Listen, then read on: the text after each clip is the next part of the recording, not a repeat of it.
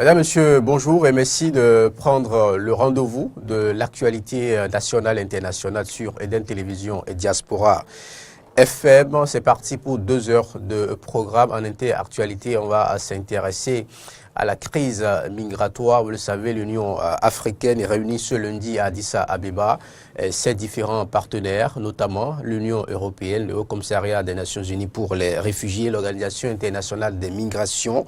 Au cœur des discussions, la question des évacuations des migrants bloqués en Libye. La question sera au cœur de l'instant décryptage de James William Baguidi dans la rubrique Les clés du monde, à suivre autour du thème rapatriement des migrants africains de la Libye, les limites de l'Union africaine. Et puis, dans le décryptage au plan national, on va faire une incursion sur le continent pour parler de la diplomatie Macron en Afrique, une fin effective de la politique africaine de France. Invité pour en parler, Jules Léandre Kitty, il est journaliste, rédacteur en chef de radio Tado FM, Peggy Ludovic Dagba sont également sur ce plateau. Mais avant, voici le point de l'actualité vue par les canaux parus ce jour et parvenu à notre rédaction avec vous, Corneille Aïssé. Bonjour.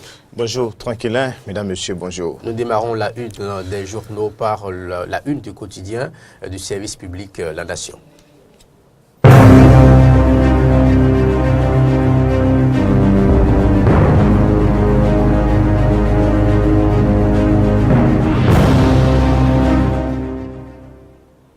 Le congrès du PRD, c'est l'actualité du jour à la une de tous les quotidiens. Paru ce lundi et parvenu à notre rédaction. On commence par La Nation qui en parle et qui titre Congrès ordinaire du PRD. La réforme du système partisan préoccupe. Maître Adir Mbedi, reconduit président du parti. Et la manchette du quotidien maintenant, c'est City Challenge Fund pour les porteurs de projets innovants, des sites touristiques comme champ d'expérimentation. On passe maintenant à Cocorico Info.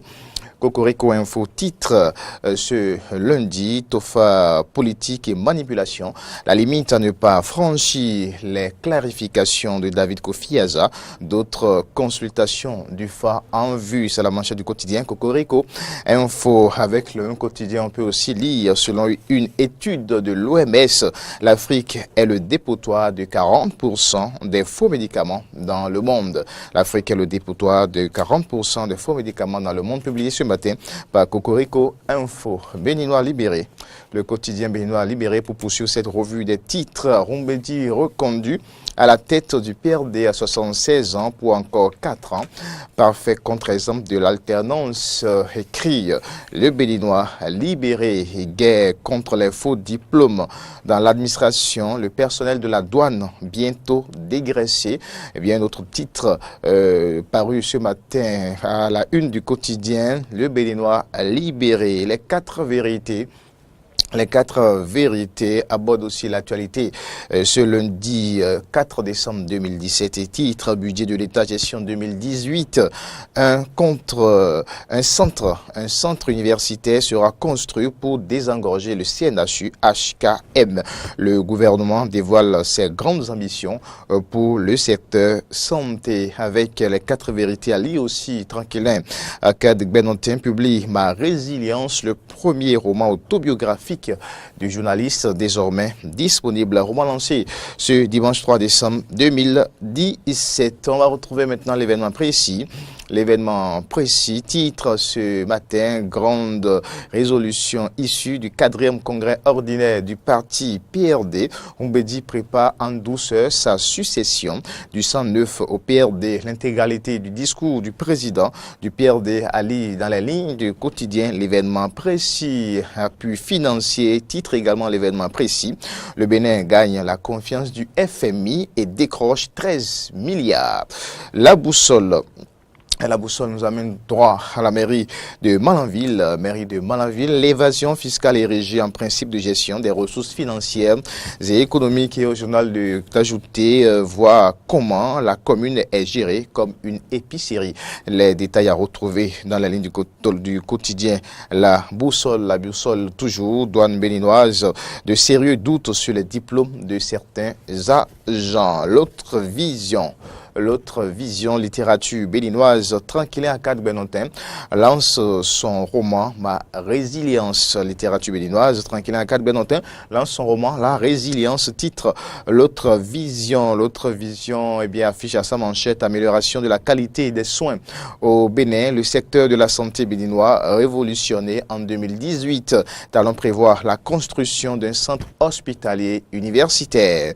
Le projecteur maintenant, le quotidien, le projecteur qui nous ramène le débat sur le marché d'esclavage en Libye et parle de témoignage de 2 migrants béninois, esclavage en Libye, 2 rescapés béninois livrent leur témoignage au conseil communal de Djougou. C'est le projecteur qui nous rapporte l'information ce matin, esclavage en Libye, 2 rescapés béninois livrent leur témoignage au conseil communal de Djougou. Sécurité énergétique à la une du quotidien, le projecteur également.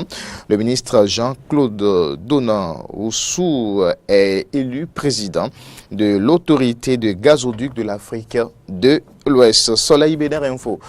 Soleil Bénin Info titre réforme du système partisan au Bénin. Adrien Oumbedji, d'accord avec Patrice Talon. Le président du PRD refuse de quitter la tête du parti, ajoute le quotidien Le Soleil Bénin Info. Le potentiel titre réforme et stabilité et soutenabilité de l'économie sous la rupture. Le FMI débloque 13 milliards pour couronner le Bénin. Maintenant, le Bénin intelligent, la une du quotidien, le Bénin intelligent, 4e congrès ordinaire et toilettage des tests du parti. Parlant bien sûr du PRD, un PRD plus jeune, plus fort et plus engagé. Titre Bénin intelligent, 4e congrès ordinaire et toilettage des tests du parti.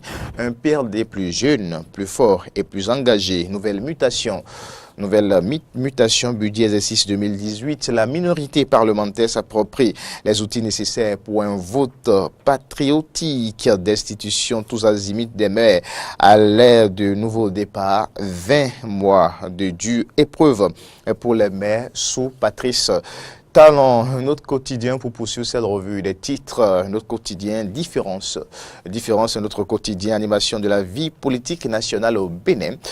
Une opposition assommée par la rupture.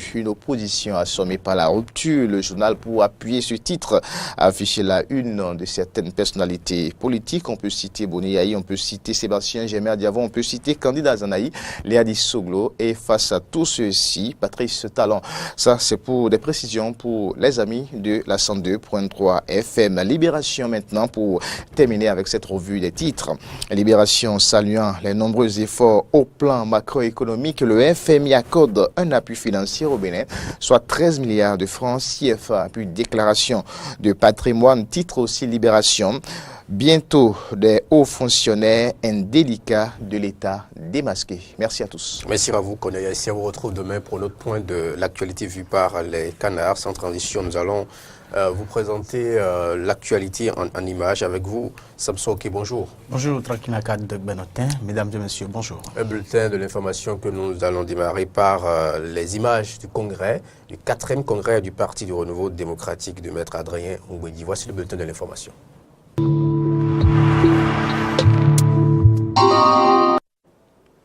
Politique, le 4e congrès du Parti du Renouveau démocratique PRD s'est tenu ce week-end au stade Charles de Gaulle de Porto Novo, la capitale du Bénin, dans une grande ambiance aux couleurs de l'arc-en-ciel. Effectivement, la mobilisation était forte avec la présence effective de plusieurs formations politiques venues soutenir Maître Adrien Oumbedji.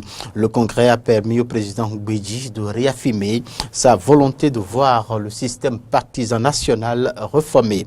Le PRD a pris la résolution de créer une instance de formation pour la jeunesse et d'offrir plus de place aux femmes dans les positionnements pour les élections prochaines. Reportage Amedidi Mpenji.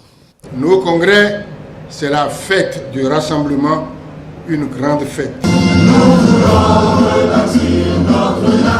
Et donc, la fête du Parti du Renouveau démocratique à travers l'organisation de ce 4e congrès ordinaire aura été une réussite avec la mobilisation des militants et sympathisants venus de l'ensemble du territoire national. C'est le président du comité d'organisation qui, d'entrée à l'ouverture, a salué tous les militants et les personnalités politiques qui ont massivement répondu à l'appel de Maître Adrien Humbedji. Place a été ensuite faite aux leaders des formations politiques d'adresser au PRD leur message de soutien. Aujourd'hui, vous vous retrouvez à Porto-Novo pour la tenue à bonne date de votre congrès ordinaire. L'Alliance FDU est heureuse de se retrouver avec vous. Votre parti est resté inébranlable, malgré toutes les tentatives visant à le fragiliser. Aujourd'hui, l'histoire vous donne raison et nous pouvons affirmer sans hésitation que le PRD est un parti de référence. La réforme du système partisan actuel au Bénin est revenue dans maints discours. Nous devons aller vers un militantisme. Et c'est pourquoi je suis heureux, tout le monde est d'accord pour ça. C'est pour cela l'assainissement du système partisan est une priorité. À l'heure de la réflexion en vue des réformes, l'unité dans la diversité partisane devra demeurer notre idéal commun.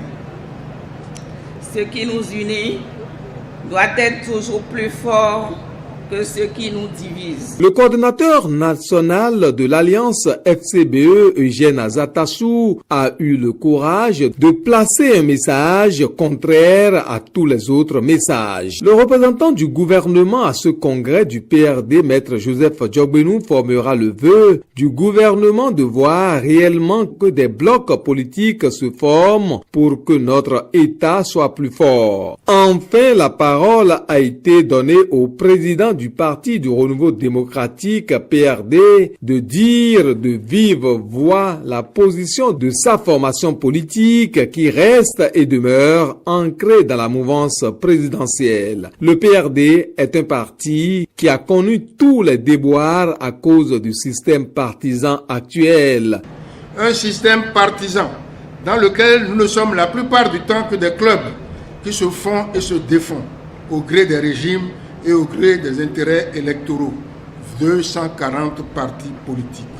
Un système partisan où le retournement de veste et la transhumance ont rang et prérogatives de sports nationaux. Beaucoup d'entre nous se demandent comment bâtir des unions stables, des unions capables de remodeler durablement le paysage politique du Bénin. L'inéquation entre les valeurs que nous prenons et les pratiques qui ont cours dans le pays, pratiques qui nous condamnaient à être d'éternels opposants, nous avons décidé à Ifanyi, le 22 février 2014, que quels que puissent être les résultats de l'élection présidentielle à venir, le PRD cessera d'être un parti d'opposition et soutiendra résolument le nouveau pouvoir. Et au président Maître Adrien Humbedji de préciser à propos de sa succession. Oui, le Haut Conseil des sages de notre parti assumera l'intérim à la tête du parti et organisera le congrès qui désignera notre futur président le jour où je manierai. Je n'ai pas d'héritier, je n'ai pas de successeur. Je veux seulement vous dire que vous êtes tous mes héritiers, vous êtes tous mes défunts. Il faut dire que d'importantes résolutions ont été prises au terme de ce 4e congrès du Parti du Renouveau démocratique et un haut conseil des sages du PRD a été constitué avec des membres bien dévoilés aux congressistes. À l'instant, un reportage signé Ahmed Didier nous dit les chrétiens catholiques du Bénin, à l'instar de ceux du monde entier, ont commémoré le temps de l'Avent ce dimanche. Après donc la célébration de la fête du Christ-Roi qui met un terme à une année liturgique dans l'Église catholique européenne, démarre le temps de l'Avent. Pendant 4 semaines, les chrétiens catholiques se préparent donc spirituellement à célébrer la nativité du Seigneur. Que comprendre du temps de l'Avent dans la liturgie chrétienne? Le père David Amosso nous en parle. On l'écoute. Le temps de l'Avent est un temps prévu par l'Église, proposé pour les fidèles pour se préparer à vivre l'événement de la nativité. Donc ce temps-là également ouvre l'année liturgique. Donc dans l'année liturgique, nous avons les temps forts, en même temps les temps qui préparent. Donc nous avons l'Avent qui vient avant, donc le temps de Noël. Ensuite, nous avons le temps de Carême, ensuite le temps de Pâques. Et l'année continue son cours ponctué par le temps ordinaire. Donc voilà un peu. Donc le temps de l'Avent est un temps fort où le chrétien se prépare, en même temps vit dans l'attente. Donc quelque chose veut arriver, quelque chose veut se passer, un avènement qui est en même temps un événement. Donc la nativité. Donc le chrétien, le croyant, le fidèle catholique se prépare sérieusement, spirituellement, refait sa vie pour pouvoir bénéficier des grâces de la nativité. Ce temps nous prépare non seulement à vivre ce qui s'était déjà passé, donc la venue du Christ qui a eu lieu dans le temps et dans l'histoire, l'incarnation.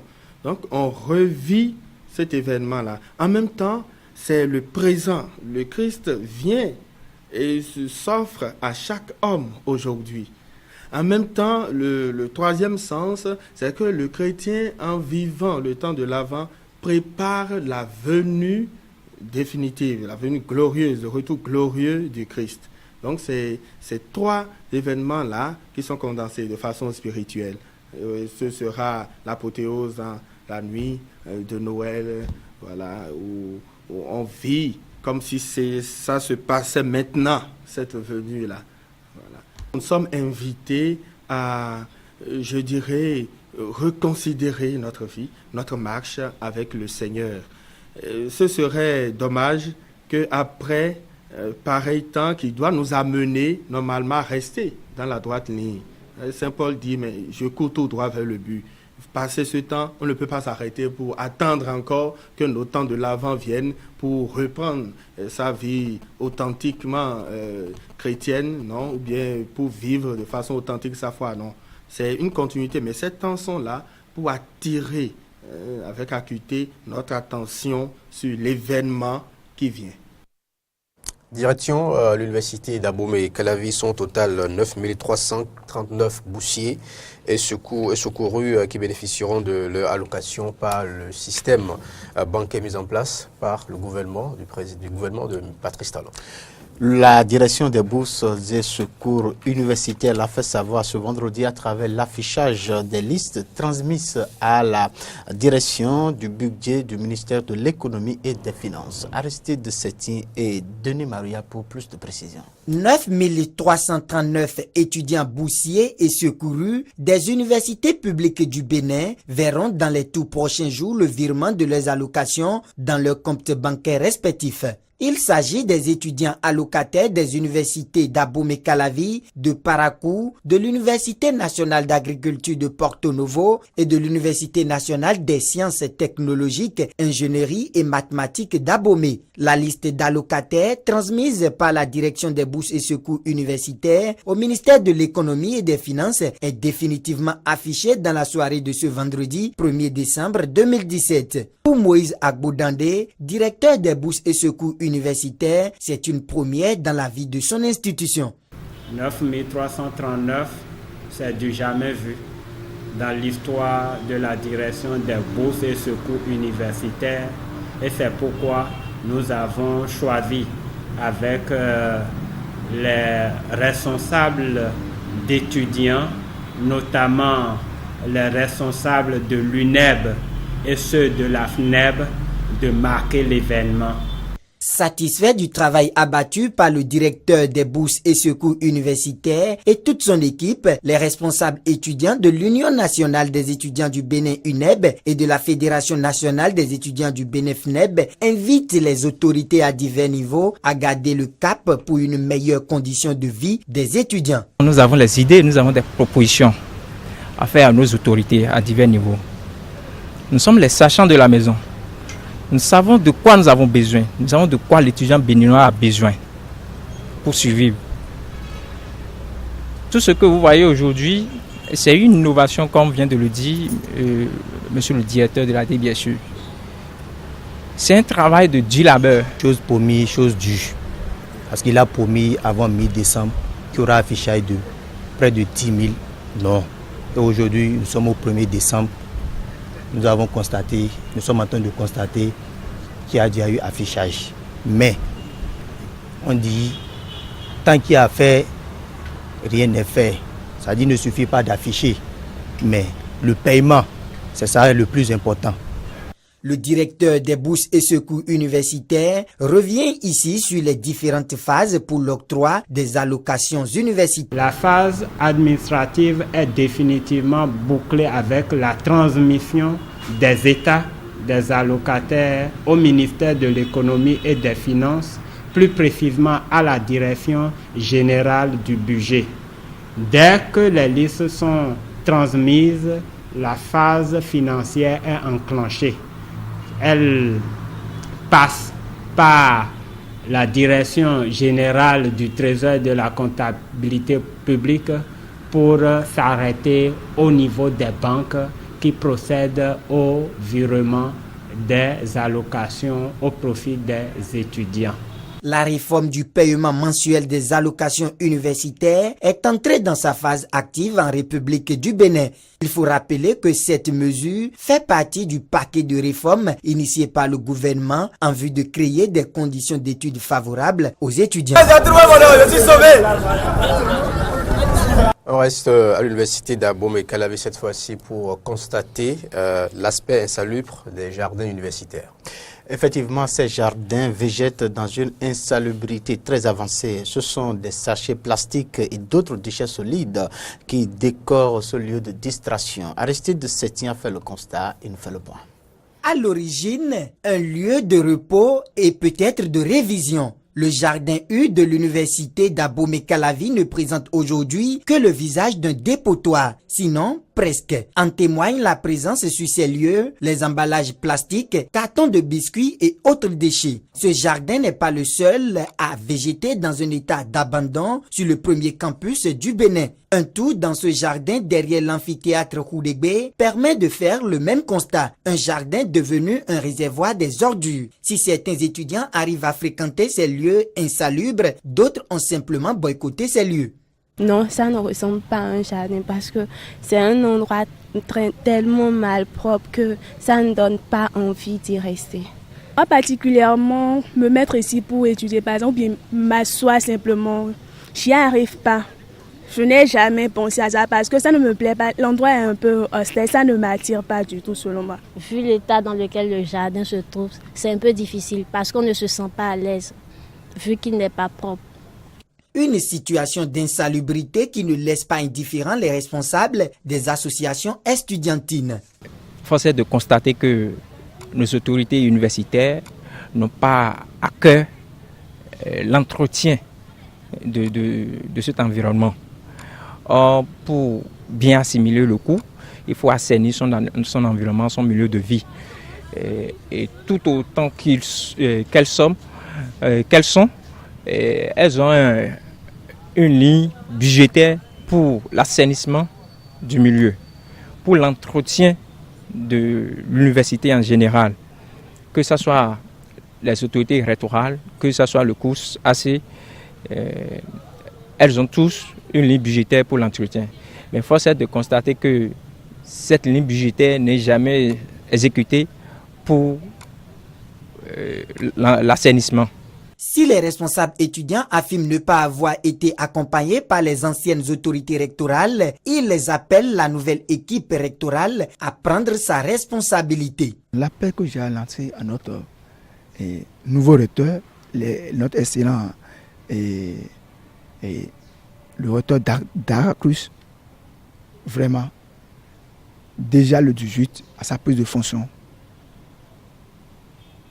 qui jette un regard d'homme, un regard patriote, un regard vraiment citoyen sur l'université, en particulier l'université d'Abomey-Calavi. Nous voulons voir une université propre.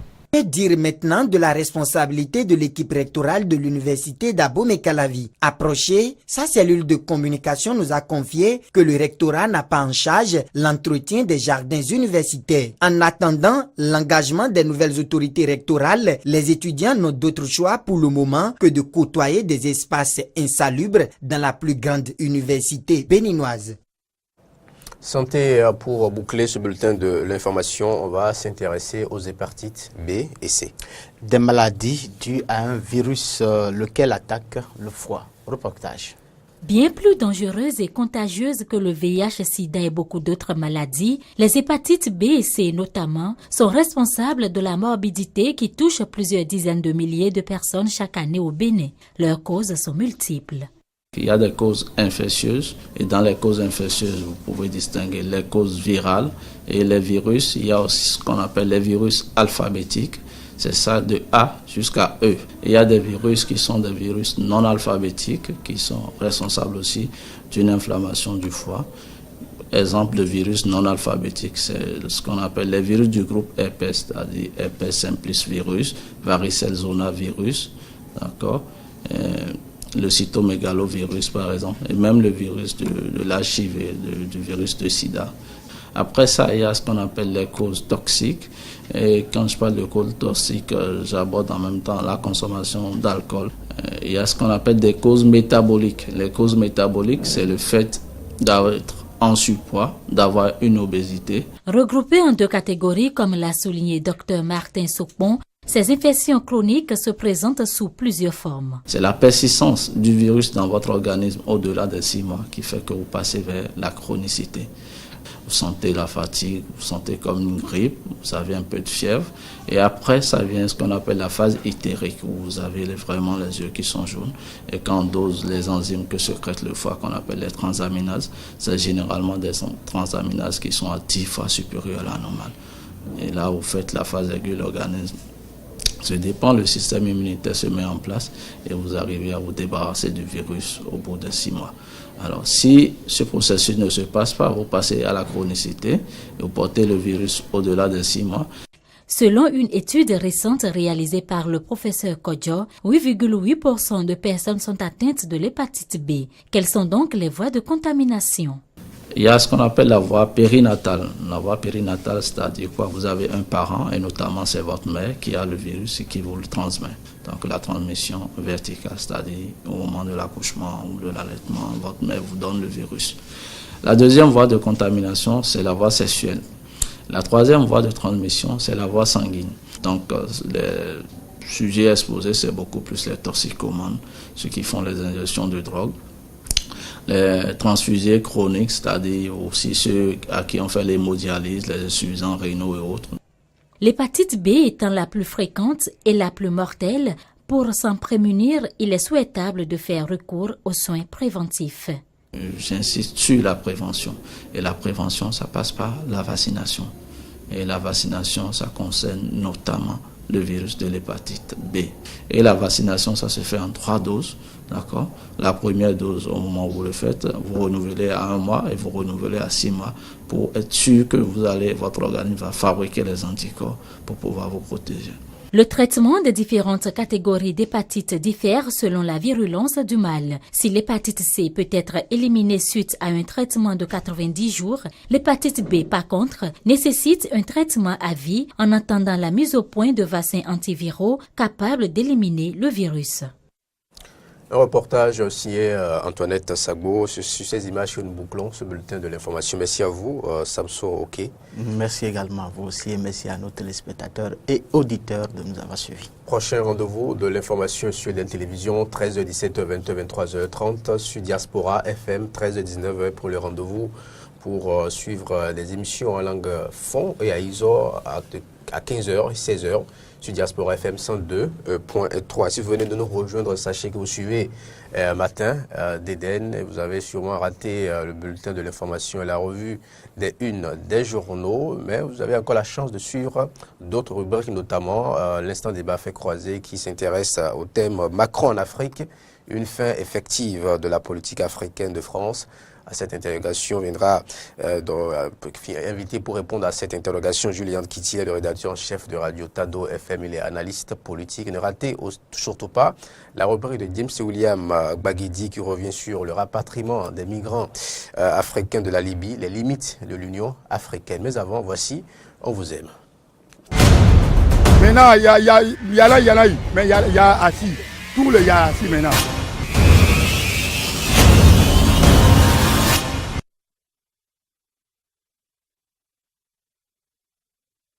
Je me nomme Agonzo Abel. Ça fait au moins 6 ans comme ça. Ça là, selon moi, c'est pas bon. Parce que comment les chefs vont manger l'argent de leurs collègues, c'est pas bon. Parce que eux-mêmes, ils peuvent faire quelque chose avec ce qui est en posette. Pourquoi on va manger, c'est pas bon. Celui qui a travaillé a le droit de manger, non? Hein? Celui qui a travaillé, il est obligé de prendre son salaire. Ça, c'est pas bon. On peut les laisser donner des conseils par rapport à ce qu'ils font. Voilà, merci. Non, bon. Si on peut intervenir le président. Oh, le dire ce qui se passe actuellement. Mais ce n'est pas pour les renvoyer. Ce n'est pas bon.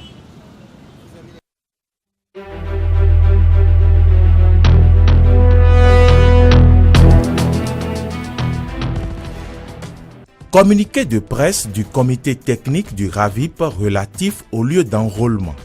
Dans le cadre des opérations d'enrôlement, le président du comité technique de pilotage du RAVIP informe les citoyens et toutes les personnes vivant au Bénin qu'ils peuvent se faire recenser partout où est disposé le matériel d'enregistrement des données prévues à cet effet et sous la conduite des agents de recensement.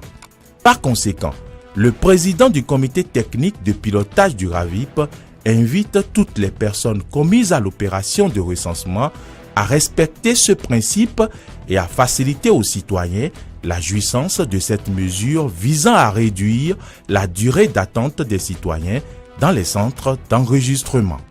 Le président du comité technique de pilotage du RAVIP en appelle au sens patriotique des citoyens et les invite à la patience pour se faire recenser dans le calme et la tranquillité. Le président du comité technique de pilotage du RAVIP, Jean Arol.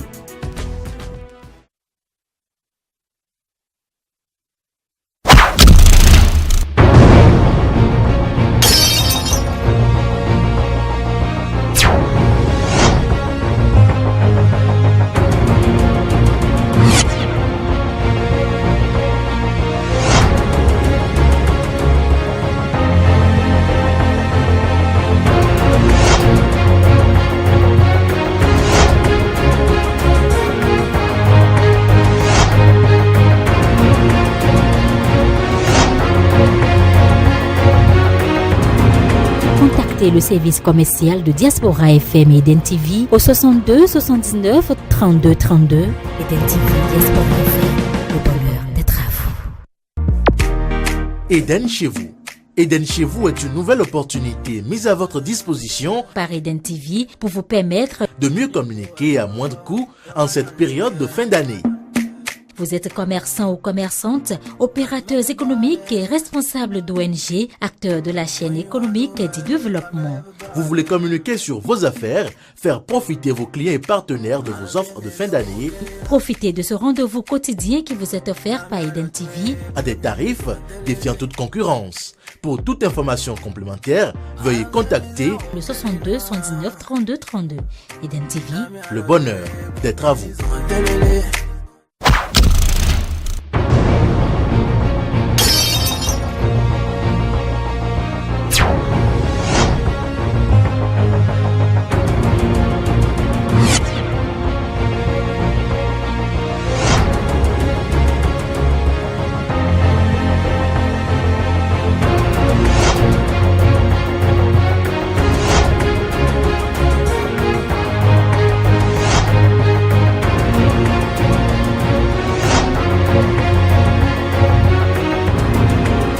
Contactez le service commercial de Diaspora FM et Eden TV au 62 79 32 32. Eden TV, Diaspora FM, le bonheur d'être à vous. Eden chez vous. Eden chez vous est une nouvelle opportunité mise à votre disposition par Eden TV pour vous permettre de mieux communiquer à moindre coût en cette période de fin d'année. Vous êtes commerçant ou commerçante, opérateurs économiques et responsables d'ONG, acteurs de la chaîne économique et du développement. Vous voulez communiquer sur vos affaires, faire profiter vos clients et partenaires de vos offres de fin d'année. Profitez de ce rendez-vous quotidien qui vous est offert par Eden TV à des tarifs défiant toute concurrence. Pour toute information complémentaire, veuillez contacter le 62 119 32 32. Eden TV, le bonheur d'être à vous.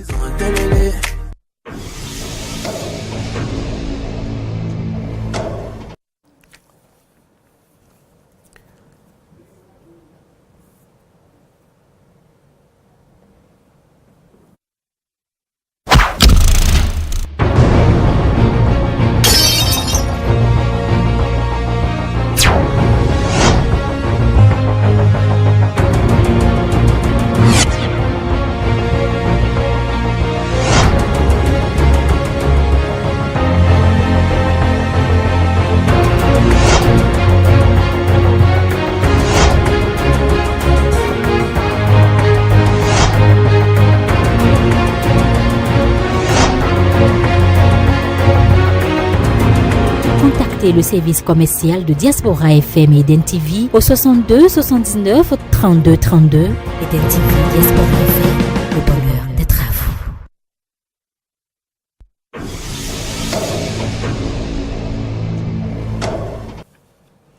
Bienvenue dans l'instant débat fait croiser sur Eden Télévision, invité pour débattre du sujet du jour. Ludovic Dagba va s'occuper de cette responsabilité, va lever un compte de voile sur cette personne-là, mais que vous connaissez très bien, bien entendu, puis c'est un confrère. Ludovic Dagba, bonjour. Bonjour à vous, tranquille Belantin, chers amis téléspectateurs et auditeurs, bonjour. Vous le savez, le président français Emmanuel Macron a été sur le continent en cours de semaine écoulée, avec lui, un œil droit à différentes facettes de l'actualité, puisqu'il a rencontré les jeunes burkinabés à l'université de Ouagadougou. Juste après, il était au sommet de l'Union européenne et l'Union africaine. Et puis, un bref passage au Ghana. Nous allons dans ce fait croisé, tenter quand même d'analyser, de décrypter un peu tout ce qui s'est passé dans le cadre de cette tournée, la première de Emmanuel Macron en Afrique, avec Jules Léandre Kitty, analyste politique, il est journaliste, rédacteur en chef de la radio sur Tado FM. Bonjour. Bonjour Peggy, bonjour Akkad, et je ne sais pas si je brûle le protocole, mais je dis félicitations à Tranquille Akkad Bedontin, j'ai encore ma résilience en tête. Ouais. Félicitations. Merci de nous rappeler que c'est ça ce qu'il faut faire. C'est cela. On va vous emboîter les pas. Merci. Comme pour une fois. Hein. Ah ouais, bien sûr. On doit lui emboîter le pas. Oui, bien sûr. Parce que c'est le chemin à suivre. On est rassasié de choses à faire comme il a été.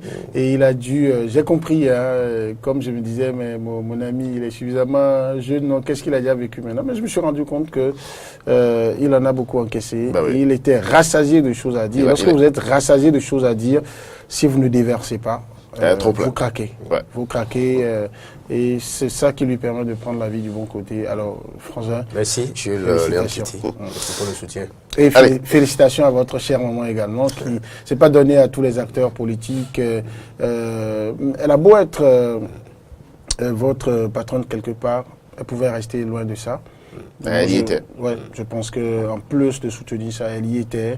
Elle a cru en ses capacités de la jeunesse. Elle dit, tant que ce sera comme ça, je serai avec la jeunesse. Je serai avec la jeunesse, que ce soit tranquille ou pas. Donc, je pense que c'était les mots forts que moi j'avais écoutés hier. Et j'en ai été marqué. Ce serait un péché de ma part de ne pas le reconnaître sur ce plateau. Merci pour tout ça. Donc, vous m'excusez pour les... Merci pour tous ces lauriers.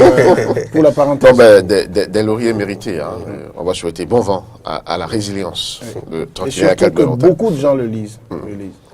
Alors, revenons maintenant au débat du jour. Macron en Afrique, ça vous a suggéré quoi?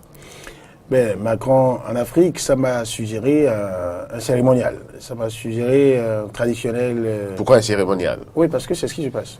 Parce que c'est dans le calendrier, avant que quiconque ne vienne à l'Élysée, c'est dans le calendrier que quand vous venez, quand vous finissez de vous installer, quand vous finissez de régler la question des élections législatives qui suivent en même temps votre prise de pouvoir, quand vous finissez de vous mettre en place, vous cherchez à mettre en place votre dispositif pour contrôler vos intérêts, les intérêts de la France en Afrique. Vous mettez les choses en place et après vous faites un déplacement spectacle. Vous allez dire aux Africains, vous êtes toujours avec eux et vous dites surtout que vous n'allez pas faire dans les mêmes erreurs que les autres, même si à la fin, ce n'est pas votre personne, mais les intérêts de la France. Mais finalement, c'est toujours les mêmes erreurs qui se répètent. On a entendu François Hollande, au départ de son mandat, il dit que la France-Afrique, ce sera zéro. Lui, il va y mettre fin. Celui-ci aussi, il vient en Afrique, c'est le même mot. Pourquoi eux tous, ils détestent finalement cette France-Afrique, mais c'est ce qu'ils aiment le plus. Non, vous ne faites pas bien de dire qu'ils détestent. Ils ne détestent surtout pas. Ils n'ont même pas la possibilité de détester. Mais ils clament qu'ils veulent y mettre fin. Parce que c'est ça, parce qu'ils pensent dans leur subconscient que c'est ce que les Africains ont envie d'entendre. Vous savez, c'est un Africain, fut-il, qui plus est, a été chef d'État au Sénégal, Léopold Sédar Senghor, qui, après avoir fait l'expérience de la gouvernance politique en Afrique, a préféré aller se réfugier dans l'Académie française, dans ses belles lettres. Il a fini ses jours là-bas. Vous savez ce qu'il a dit? C'est lui qui a dit que la raison est laine et que l'émotion est nègre. C'est vrai, il a été attaqué par les négrologues. J'étais de ceux qui, quand je l'ai suffisamment lu, n'étaient pas d'accord avec lui. Mais je me suis dit que l'apparence que laisse l'Africain fait penser qu'il n'est que dans les émotions. Donc il faut lui donner les émotions. Et il oublie la réelle politique. La raison qui devrait lui permettre de voir les choses avec circonspection. La raison qui devrait lui permettre de voir que celui qui est en train de me parler n'a pas intérêt à ce que ce qu'il dit réprimer là, ou bien ce qu'il dit ne plus aimer là, il n'a pas intérêt à ce que ça cesse.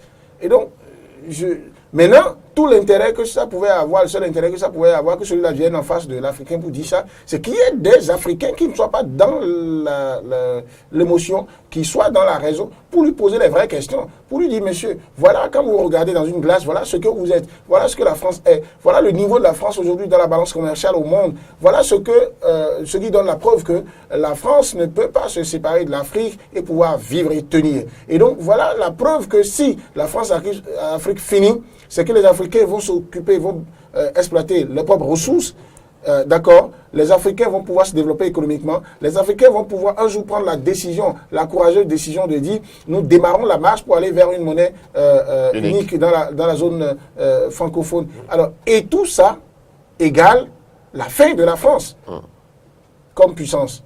Et donc, à partir de ce moment, moi, je ne sais pas. Ils se disent toujours que il faut aller leur chanter que on ne fera plus France-Afrique pour avoir la possibilité de continuer à faire France-Afrique. Parce que il y a de plus en plus d'Africains qui ont compris qu'il faut être dans la raison. Vous savez, la manière dont le monde tourne aujourd'hui est telle que, vous voyez, même le travail de journaliste que vous faites là, par exemple, ce n'est plus possible pour vous de faire de la radio ou de la télé maintenant en étant là à offrir des choses où on danse, où on chante tous les jours. Vous êtes obligé d'aborder les grandes questions. Vous voyez, nous sommes là à parler de la visite de Macron en Afrique, et il parle le Burkina. Parce que ça intéresse le dernier des Béninois qui se trouve ici, et ça l'impact.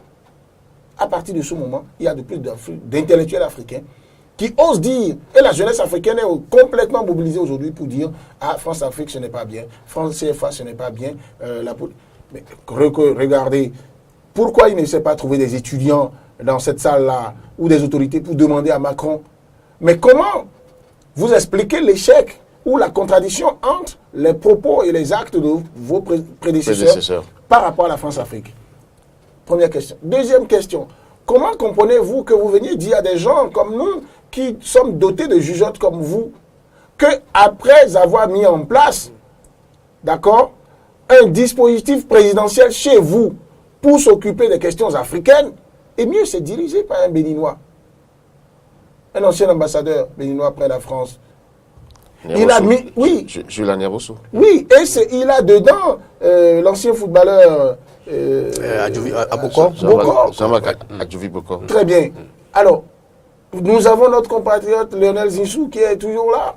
Vous avez d'autres Africains qui sont là. Mais pourquoi il a créé ce club-là d'Africains? Conseil présidentiel. C'est pour réfléchir à l'Afrique. Est-ce que... Bon, moi, je pense qu'il faut que les gens cessent de penser que nous avons refusé de réfléchir. Je pense qu'il fallait des gens, surtout qu'il est jeune, donc c'était une facilité, il devrait avoir une facilité pour les étudiants de lui parler, de parler aux jeunes, puisque lui-même il a dit, il a voulu se présenter comme le jeune président, celui qui n'est pas de la génération des autres, mais il n'a pas la possibilité. Il fera la France-Afrique, et on ne va plus l'appeler France-Afrique, vous pouvez l'appeler Afrique-France, vous pouvez l'appeler tout ce que vous voulez. Donc finalement, c'est des Africains qu'on se joue. Oui, et puis, ce qui m'a fait mal, je ne sais pas si j'aurai le temps de le dire sur ce plateau, il faut que je m'assure que je prenne mes gardes pour que je ne parte pas d'ici sans le dire. J'ai eu particulièrement mal parce que c'est au pays de Thomas Sankara que ça s'est passé. Vous savez, moi j'ai eu la faiblesse de lire jusqu'à il y a quelques années, parce que c'est que la littérature sur les grands hommes, ça continue. Jusqu'à il y a quelques années, j'ai eu la faiblesse de lire tout ce qu'on a écrit sur Sankara. Tout. Et dans le moins de détails, en tout cas la plus grande littérature que j'ai eue, la meilleure, la plus pertinente, c'est celle écrite par notre confrère Feu Sénène André Mirado, le malgache, qui a connu Blaise et Thomas de très près. Mais voilà, on allait à des sommets où il y a les grands chefs d'État africains et européens, mais parce que Thomas Sankara était à l'heure, un Oufoué vient en retard, les gens veulent se lever pour le saluer. Il refuse de se lever parce qu'il dit, nous ne pouvons pas être en train de faire des discours sur la promptitude. Et parce qu'il est un ancien et un doyen, il vient vous lever alors qu'il est venu en retard. Deuxième chose, il dit, mais pourquoi vous traitez les chefs d'État là de façon illégale? Est-ce que je ne suis pas chef d'État aussi? Sankara serait président du Burkina que quand Macron arrive, il ne va pas le recevoir de cette façon. 2, il ne va pas fermer toutes les écoles du Burkina pour le recevoir. 3, il ne va pas trier les étudiants qui iraient le rencontrer. Vous savez, de mes investigations, il m'est revenu que les étudiants qui étaient allés rencontrer Macron ont été sélectionnés par le gouvernement, payés par le gouvernement pour venir là. Ont été choisis sur quelle base? Ça veut dire que le président burkinabé a voulu que devant Macron, il y ait des gens qui ne soient pas capables de lui poser les vraies questions. Est-ce que c'est le président burkinabé ou bien... Non. Est-ce que Macron... C'est le dispositif voulu par la France. Ok, le dispositif voulu par la France. Est-ce que les étudiants ont été français? Finalement... Non, c'est vous qui posez la question. Mais donc, si un président français vient au Bénin maintenant, le président Talon va dire, la France a dit que c'est Tantapion, c'est Kodjo, c'est Kossi. Non. Mais dans le fond, on a appris aussi que le président burkinabé était contre le fait que les questions soient connues d'avance. On voulait même que des gens disent effectivement les questions qu'ils vont poser à Macron avant même la séance. Au moins, là, il a quand même pu obtenir quelque chose. Oui, il était contre que les questions soient connues d'avance. Je suppose que c'est vrai et qu'il a réussi à empêcher que les questions soient connues d'avance. Mais est-ce qu'à la fin, vous avez eu l'impression que les vraies questions ont été posées? Les vraies questions n'ont même pas... Des étudiants, c'est quand même le milieu où on a toute la liberté, on se permet même de poser les questions les plus impertinentes. Et du point de vue, pas par rapport à la thématique, mais du point de vue idéologie. Oui, et du point de vue de complexe de supériorité ou d'infériorité, du point de vue du respect absolu aux droits d'aînesse. L'étudiant, il a cette insouciance positive qui lui permet de regarder un papa en face pour lui dire, mais j'ai appris que vous avez volé. Est-ce que c'est vrai ou pas? Donc, moi, j'aurais aimé avoir des gens comme ça. Il y a même eu des questions quand même qui ont été éludées. Imaginez par exemple, qu'après 2 heures de discours, qu'il n'y ait pas eu à cette question, les gens préfèrent faire ce que les jeunes appellent selfie avec Macron, prendre des vues avec lui. Un jeune étudiant tchadien lui aurait posé même une question qui l'aurait dérangé. Et après, le président, le gouvernement burkinabé actuel a cru devoir trouver que cet étudiant avait commis le crime de lèse-majesté et l'a exclu. Et pour ce que j'ai appris hier, je ne sais pas si ça là c'est vrai, le président tchadien aurait envoyé un avion spécial pour chercher son étudiant, pour le mettre dans la fonction publique, là, pour dire oui, voilà un garçon. Moi, lui, je crois, lui. C'est des choses qui... Le problème, c'est nous-mêmes. C'est nous-mêmes. Donc Macron est venu en Afrique pour faire son one-man show. C'était dans le calendrier de la France. Il est venu faire le cérémonial. Maintenant, il est venu pour... chacun y met sa petite touche. C'est-à-dire son prédécesseur, là. Hollande, François Hollande, lui, il était venu pour se positionner comme le socialiste dur, celui qui donc veut faciliter, qui pourrait donner plus de facilité aux Africains dans leur mouvement vers la France. Et c'est d'ailleurs pourquoi beaucoup d'Africains s'étaient extasiés à l'arrivée de Hollande. Mais vous vous êtes rendu compte que les choses n'ont pas été facilitées.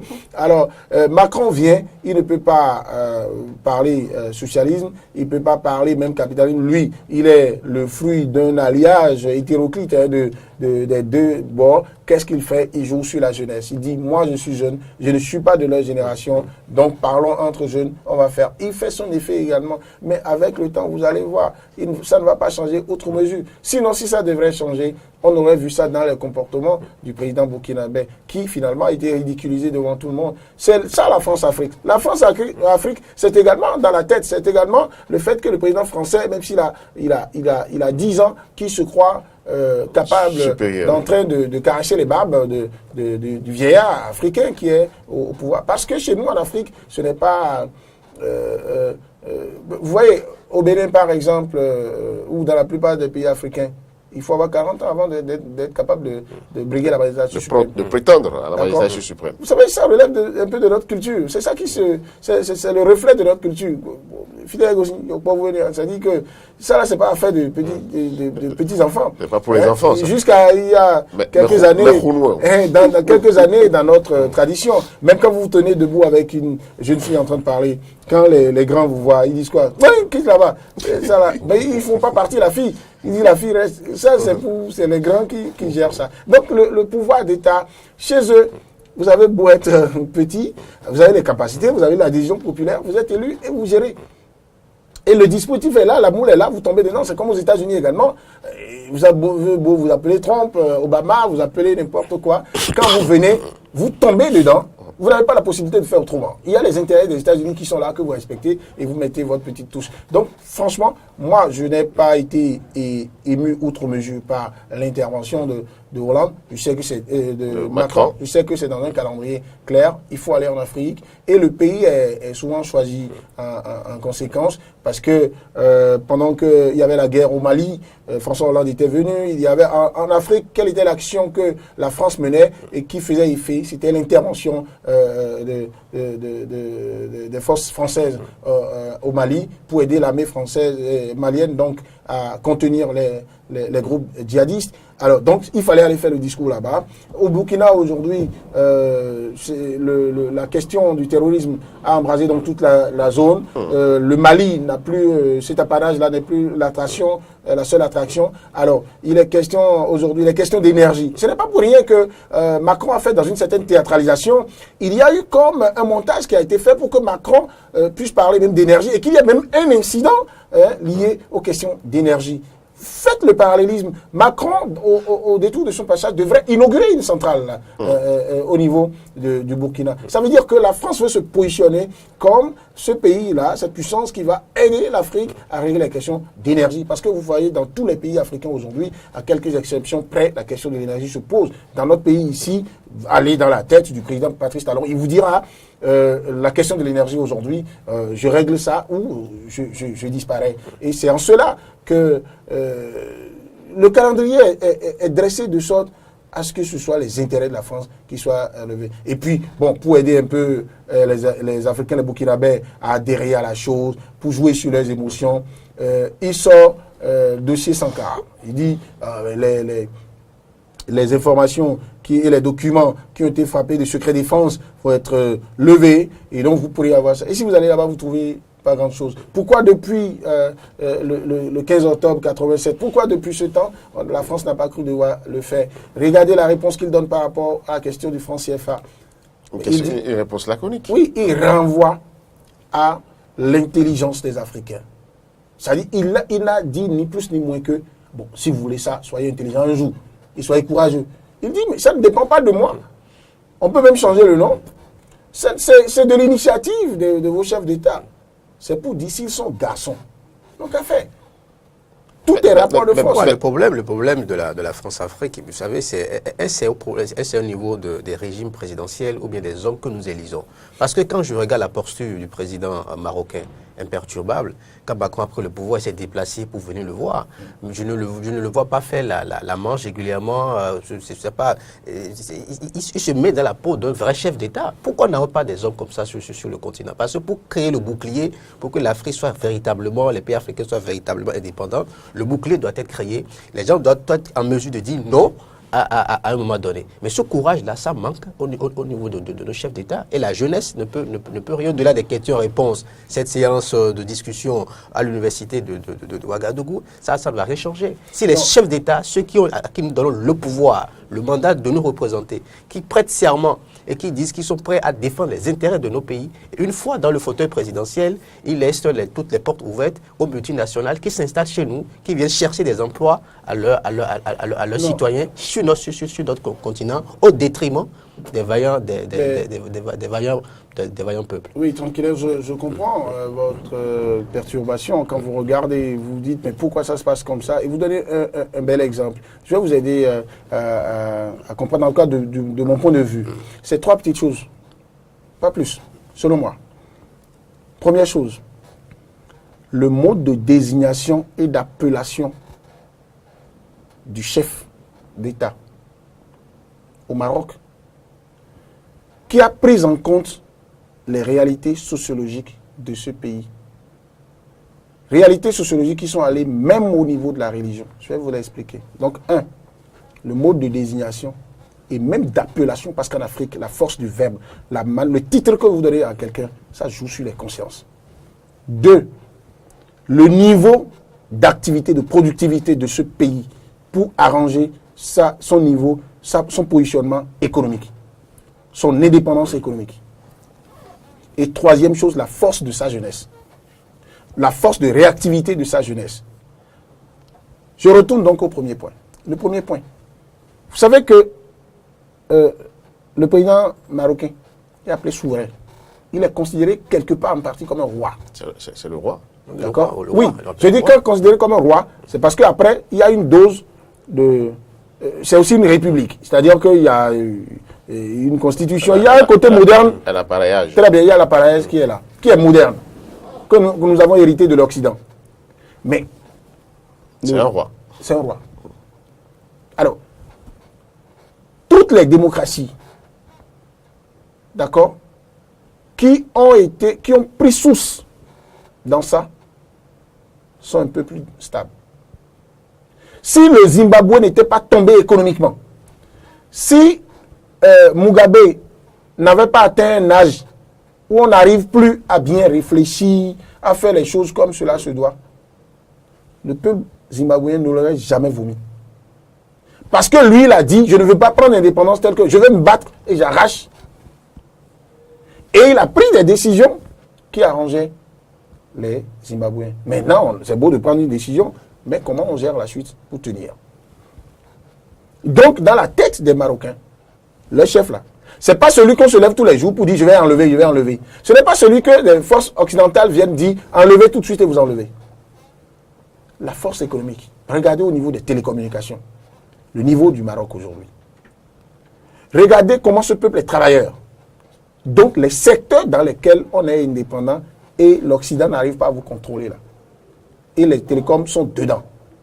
Donc, le pays travaille à se suffire. Regardez la dimension touristique, comment c'est géré. Maroc, Tunisie et autres. Si ce n'est pas le terrorisme qui dérange parfois, mais le Maroc réussit quand même à se mettre un peu à l'abri. Donc, quand un pays économiquement est fort, Les Occidentaux se rendent tout de suite, c'est les businessmen. C'est-à-dire que tu es fort, il dit, ah ok, boss, je viens discuter avec toi en grand. Ils jouent la carte de visite qu'ils ont en face d'eux. Très bien. Alors, qu'est-ce qui empêche les gens d'être forts? Non, troisième facteur, c'est la force de réactivité de la jeunesse. Toucher aux intérêts marocains, tunisiens et autres. Là. Vous allez voir comment le jeune tunisien, quand vous envoyez un truc sur les réseaux sociaux, vous dit mobilisons-nous. Là. Vous allez voir comment il se mobilise. Faites-le au Bénin, tout le monde va vous appeler, vous dire je vous encourage, hein, allez-y, hein. Vous aurez 2 personnes. L'exemple simple, c'est le printemps arabe. Très bien, le printemps arabe. Et pourquoi c'est par là que ça a commencé? Alors que les plus graves difficultés de gouvernance sur notre continent se posaient dans l'Afrique subsaharienne. Alors, donc, dans la zone subsaharienne, qu'est-ce qui se passe? Il n'y a pas cette indépendance économique qui est prononcée. En dehors de la Côte d'Ivoire, qui, de par un travail qui a été fait depuis beaucoup de décennies, pas au fouet, aidé par celui qui est au pouvoir maintenant, Ouattara, en tant que Premier ministre, appelé à la rescousse et maîtrisant les rouages des institutions de Bretton Woods, la Côte d'Ivoire, premier producteur du cacao, qui est arrivé à une certaine indépendance énergétique, même si elle en cherche plus, elle en produit plus, qui a travaillé à transformer la matière première en grande partie là, parce qu'en Côte d'Ivoire, vous avez du cacao, vous avez du chocolat qui est fabriqué, vous avez des produits cosmétiques fabriqués à partir du cacao et tout. La Côte d'Ivoire fait près de 42% de l'économie de l'espace UEMOA. Et donc, même quand il y a eu les périodes de guerre, tout ça, même Côte d'Ivoire malade, tout ça est mieux que je ne vais pas citer les autres pays. Et quand Ouattara est revenu, même si au plan sécuritaire, au plan de la politique sociale, il n'a pas l'adhésion du peuple, il a un peu forcé, et bien, sur le plan économique, il tient. Les autres pays peuvent faire quoi? Et donc, le président qui est élu, il se dit tous les jours, qu'est-ce que la France pense de ce que je fais? Et ça doit changer. C'est clair. Si ça ne change pas, Macron, il y aura Macron prime et il y aura tous ceux qui vont venir à la tête de l'État français. Ils passeront en Afrique faire ce discours. Mais vous avez fait le bon diagnostic. C'est qu'il faut aussi, mais là, je pense que la jeunesse aussi est en train de prendre maintenant. Il faut simplement que les chefs d'État qui sont là, d'abord qu'il y ait une génération qui s'en aille. Quand les billards ne vont pas partir, et puis quand les anciens vont partir, il faut maintenant que les successions de père en fils cessent. Je crois que les derniers que nous avons encore, c'est le Togolais et le Gabonais. Le Togolais a déjà suffisamment de soucis si on lui donne aujourd'hui l'occasion de dire je ne me présente plus en 2020, si ça peut tout calmer, franchement, il prenait ça comme le cadeau de bon Dieu. Et je pense que le Gabonais aussi a suffisamment de problèmes et ils vont pouvoir partir. Et j'espère que quand les anciens vont partir et les fils de papa vont partir, vous allez voir finalement merci à vous. Ce qui va se passer. Je rappelle que vous êtes le rédacteur en chef de Radio Tato FM, analyste politique. Et vous étiez avec nous pour analyser, décrypter cette première tournée du président français en Afrique. Merci vraiment de nous avoir aidé à comprendre un peu plus tout ce qui s'y est passé. J'espère simplement que nos auditeurs et téléspectateurs en ont eu pour franchement leur compte. En nouvelle diffusion sur Diaspora FM à 14h pour les rendez-vous et sur Sud Télévision à 13h30.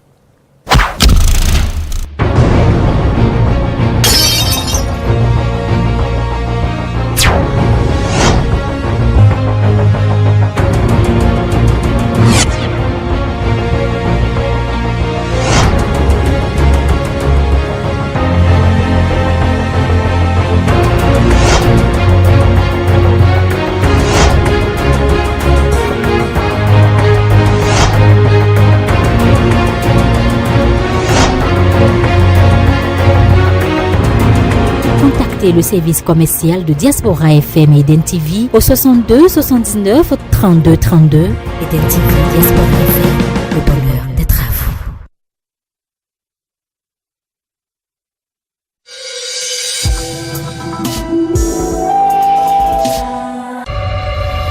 Tout homme porte un rêve.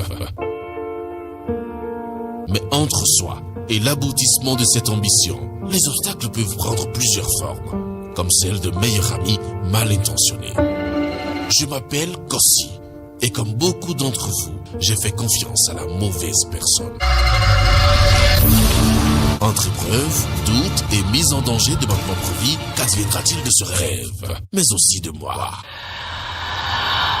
Découvrez Ma Résilience, un roman de tranquille Arcade Benontais à suspense insoutenable, cruellement passionnant, sans fioriture, empreint de sincérité, paru aux éditions Savane et préfacé par Sophie Adonan, disponible dans toutes les librairies d'Afrique. Pour toute commande, appelez le 229 96 82 14 14.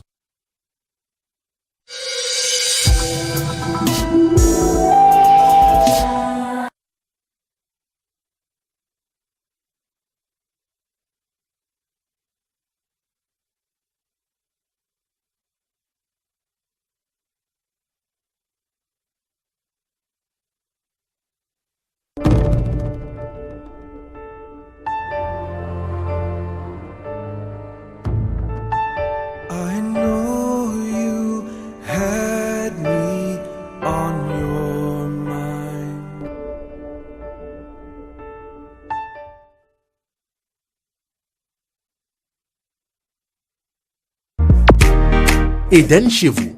Eden chez vous est une nouvelle opportunité mise à votre disposition par Eden TV pour vous permettre de mieux communiquer à moindre coût en cette période de fin d'année. Vous êtes commerçant ou commerçante, opérateurs économiques et responsables d'ONG, acteurs de la chaîne économique et du développement. Vous voulez communiquer sur vos affaires, faire profiter vos clients et partenaires de vos offres de fin d'année. Profitez de ce rendez-vous quotidien qui vous est offert par Eden TV à des tarifs défiant toute concurrence. Pour toute information complémentaire, veuillez contacter le 62 119 32 32. Eden TV, le bonheur d'être à vous.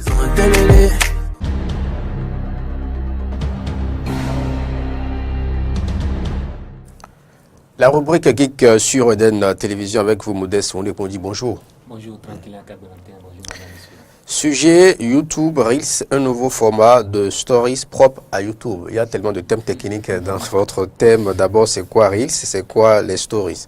Voilà, les stories, comme nous l'avons déjà fait ici à plusieurs reprises, ce sont de courtes vidéos ou bien d'images agencées qui permet aux internautes ou bien les adeptes des réseaux sociaux de narrer en quelque sorte leur journée, les événements forts de leur journée. Donc c'est un peu ça, c'est déjà pratiquement surtout toutes les plateformes sociales. Donc YouTube aussi veut mettre veut entrer dans la danse, on va dire, mais à sa manière. Nous allons voir tout à l'heure comment ça se passe. Et vous parlez de Reels. Reels en question, c'est la nouvelle fonctionnalité que propose YouTube. Lui ne va pas appeler son entre story par story, mais plutôt par Reels. C'est un peu ça. Donc cette annonce vient, disons, à point nommé pour un certain nombre de YouTubeurs qui font la demande parce que ça va leur permettre d'un côté d'entrer un peu dans le marketing digital, on va dire, parce que vous allez voir l'aspect tout à l'heure comment ça va se présenter. Alors les créateurs de vidéos vont prochainement pouvoir partager ces courtes vidéos sur leur plateforme, comme vous voyez déjà à l'écran. Il y aura une session spécialement dédiée à ça, session nommée communauté ou bien comme YouTube Community, et qui va regrouper ces vidéos que les youtubeurs vont mettre en ligne en réalité. Et ces vidéos partent déjà contrairement aux autres plateformes qui proposent juste, disons, les 19 secondes ou bien 10 secondes et autres. Pour YouTube, vous pouvez aller jusqu'à 30 secondes. Et la bonne nouvelle ici, c'est que ça ne va pas expirer en 24 heures. C'est là permanemment, c'est à vous de décider de supprimer ou pas. Donc c'est ce qui est bon dans cela. Et l'aspect marketing dont je parlais tout à l'heure, c'est qu'avec cette fonctionnalité, par exemple, vous pouvez décider de passer de courtes publicités, par exemple, sur votre plateforme, et ça sera aussi pratique pour les artistes, bien sûr, qui ont envie de lancer peut-être leur album, un single par exemple, et ils veulent donner un aperçu, un avant-goût de l'album par exemple. Ils peuvent utiliser l'espace là et publier. Et quand vous allez voir sur autre affichage que vous allez voir tout dernièrement, c'est que c'est comme ça va se présenter les Reels sur YouTube. Et il faut aller sur l'onglet communauté que vous avez vu tout à l'heure avant de pouvoir les jouer. Maintenant, si vous avez déjà l'habitude de visualiser des Reels comme ça, YouTube va vous proposer automatiquement à l'écran d'accueil, si vous voulez, comme vous voyez déjà là, ça va vous proposer directement à l'écran d'accueil, voilà, Reels de tel compte, si vous voulez suivre, par exemple. Vous allez cliquer là-dessus pour suivre. Donc, c'est un peu la nouvelle fonctionnalité que YouTube propose et qui n'est pas encore, c'est en version bêta, donc tout le monde n'a pas encore accès à ça. Mais d'ici peu, tout le monde pourra avoir accès à ça. Mais il y a une condition. La condition est qu'avant que vous-même, créateur de vidéos, vous puissiez proposer ou bien mettre en place ces Reels, il va falloir que vous atteignez au moins 10 000 abonnés sur votre chaîne. Sur la chaîne YouTube. Bien sûr. C'est plus facile pour les artistes. Voilà, c'est plus facile pour les artistes. Et ceux qui sont réellement actifs, bien sûr. Merci à vous, Modeste. On répondit à vendredi prochain. À vendredi prochain pour notre numéro, bien sûr. Un autre numéro de la rubrique Geek est resté avec nous. On va accueillir ensemble Mori Agua. Bonjour, Mori. Bonjour, tranquille à Kat Benotin. Bonjour à Modeste Rondekondi. Bonjour aux téléspectateurs de EDN TV, aux états de Diaspora FM. Merci d'être là pour nous présenter la rubrique poussée, la chansonnette. Avant toute chose, tranquille à Kat Benotin, je voudrais vous féliciter sur ce plateau pour ce travail abattu à travers la sortie, le lancement de votre roman Ma Résilience. Vous êtes désormais collègue à Marcel Payol, collègue à Victor Hugo. Je vous en félicite. Non, mais ça, c'est des noms qui sont trop forts. Il faut chercher à tout près de nous ici. En tout cas, moi, je souhaite vivement que vous allez à l'Académie française, pourquoi pas. On peut le souhaiter et ça peut se réaliser. Moi, j'y crois. Merci beaucoup, Moriagua. Parce que il paraît que le livre est très digeste, donc je dois lire ce livre absolument. Et je voudrais inviter tous ceux qui n'ont pas encore lu ce livre d'aller. Vous êtes combien dans votre maison? Vous êtes combien? Bon, ceux qui peuvent comprendre peut-être... Il y a vous, il y a madame, il y a ma grande sœur. Il y a votre beau-père, votre belle-mère. Oui, oui. Et ma mère qui lit beaucoup. Voilà, donc il faut faire le point. Et vous achetez le livre pour tout. Ce sera fait, c'est promis. D'accord. C'est pareil pour vous, Modeste. On répondit. Je sais que Kenneth est en train de me faire le point. Il n'y a pas de problème. À la fin du mois, quand je on va passer au service commercial. Quand on va beaucoup prendre, on va essayer de faire le point. Tout à fait, je suis d'accord. Et le mec qui revient au service commercial, Je suis d'accord avec vous. On reçoit qui dans la rubrique? Aujourd'hui, on reçoit une dame qui a décidé de chanter une chanson qui véhicule un message. Nous sommes lundi, au début d'une nouvelle semaine, on va dire la première semaine du mois de décembre. Donc une chanson vraiment qui donne espoir que je vous invite à suivre. Elle a nom Mylène Ameikou. Elle est directrice de publication de magazine Empreinte locale, magazine de tourisme au Bénin. Et elle est aussi actrice dans ce domaine-là. Je vous invite à suivre Mylène Ameikou ce lundi sur EDN TV, Matin d'Eden.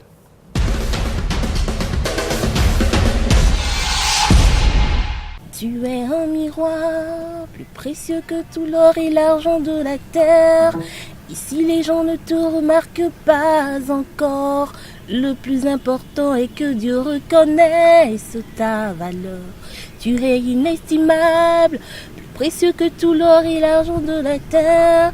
Et si tu n'abandonnes, et Dieu n'abandonne jamais, il est près de toi pour te relever. Si le monde te faisait tomber.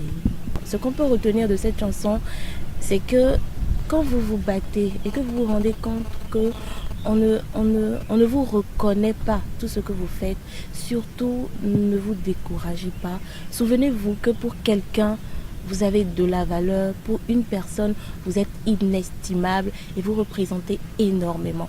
Alors, ne vous découragez pas. Continuez toujours. Un jour ou l'autre, on finira par reconnaître votre valeur. Tu es un miroir, plus précieux que tout l'or et l'argent de la terre. Ici, les gens ne te remarquent pas encore. Le plus important est que Dieu reconnaisse ta valeur. Tu es inestimable, plus précieux que tout l'or et l'argent de la terre. Et si tu n'abandonnes, et Dieu n'abandonne jamais, il est près de toi pour te relever. Si le monde te faisait tomber. Pousser la chansonnette sur EDN TV et Diaspora FM, c'est génial. Yes! Voilà, Myrlène, c'est quoi que c'est bien son prénom? Oui, Mylène Ameïkou. Ameïkou qui a accepté pousser la chansonnette pour le plaisir des téléspectateurs, des auditeurs de Diaspora FM. Merci quand même, on la félicite. Hein. Oui, c'est pas assez facile. C'est pas du tout facile. Elle était dans son véhicule. Vous l'avez rencontré où? On l'a rencontré lors d'un reportage. On voulait prendre son avis, notamment sur la fusion du ministère des Sports, de la Culture. Et voilà, c'est bien sûr Frégis Seroulan qui a réussi à la dégoter pour nous. Merci à vous. Merci, Bory Agua, aidez-moi à accueillir Ahmed Arekpa. Ahmed Arekpa, déjà sur ce plateau, avec sa couleur bleu ciel qui vraiment captive l'attention. Merci de le recevoir. Ahmed Arekpa, bonjour. Bonjour Bory. Bonjour Tranquille à Cap-Galantin. Bonjour à nos amis auditeurs et téléspectateurs. L'homme au Santiago. Ah, l'homme au Santiago. L'homme au Santiago. Ahmed Arekpa. Oui, tranquille. La sélection d'Éden. Oui, la sélection d'Éden ce matin, nous sommes lundi, évidemment, on va parler gospel et on va faire la part belle à cette dame-là. À son actif, c'est 2 albums déjà, il faut le préciser. Hermione Huegban épouse Guidibi à l'état civil et son nom de scène, donc, c'est Hermione G. Il faut savoir qu'Hermione G est une chante donc, passionnée de l'Éternel, originaire du Bénin, et qu'elle est littéraire de formation, mais riche quand même d'une expérience donc, professionnelle très diversifiée. On parlera notamment de 15 ans, par exemple, donc, allant de la finance à l'hôtellerie. On l'a beaucoup vu aussi aux côtés donc, de son époux, qu'on ne présente plus évidemment, Edgar Guidibi, qui gère donc Global Service, avec qui elle travaille. Je pense qu'elle est la directrice adjointe d'ailleurs donc, de cette structure-là. Aux côtés toujours de son époux, dans les évangélisations, dans tout ce parce qu'ils font pratiquement tout ensemble.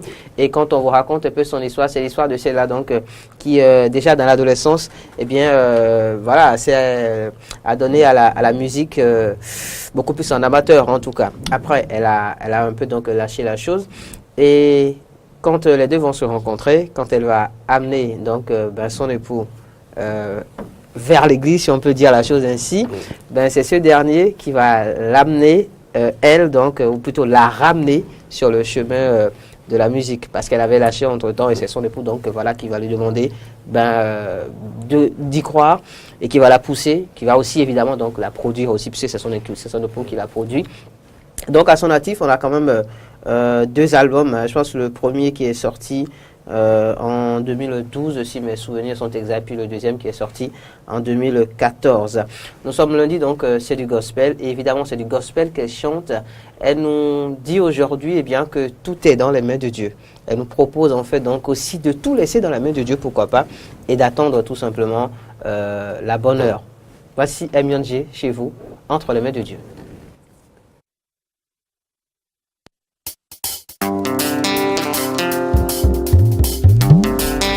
Tout est entre les mains de Jésus. L'honneur, l'argent, mon frère. Écoute-moi ça.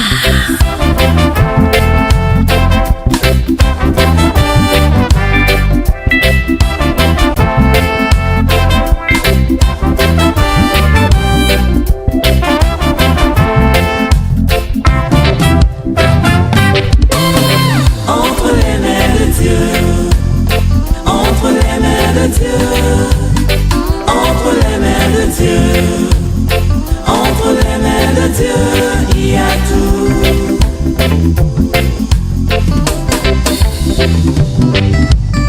Entre les mains de Dieu, entre les mains de Dieu, entre les mains de Dieu, entre les mains de Dieu, il y a tout.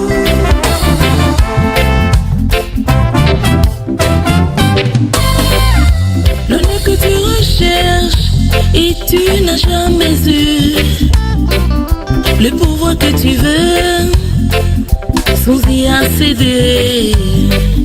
Dans ce monde pervers, rempli de méchanceté, d'injustice et de critiques, entre les mains de Dieu, entre les mains de Dieu. Entre les mains de Dieu, entre les mains de Dieu, il y a tout. Oh, comme elle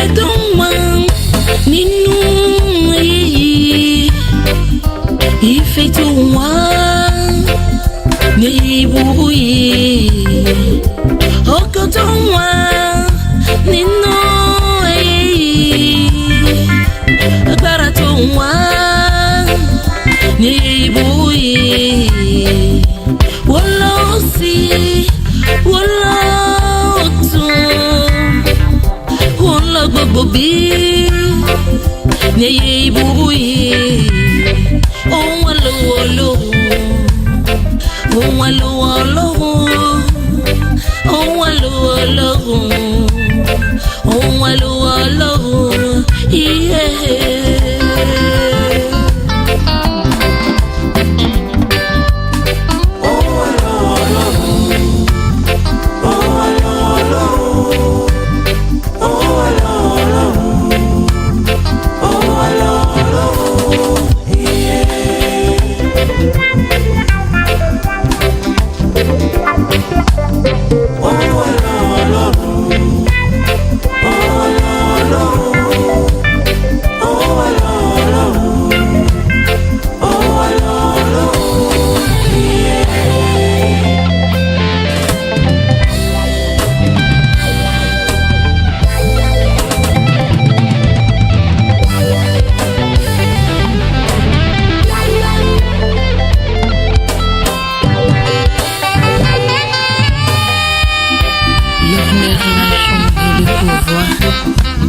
M'appartiennent pour toujours, car ma vie est entre les mains de Jésus, et j'ai hérité de tout ce qu'il a de sa richesse divine.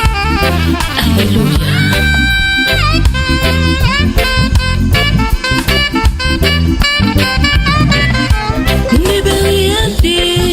Nous vivons de l'ipoma, à souvent wéwédé.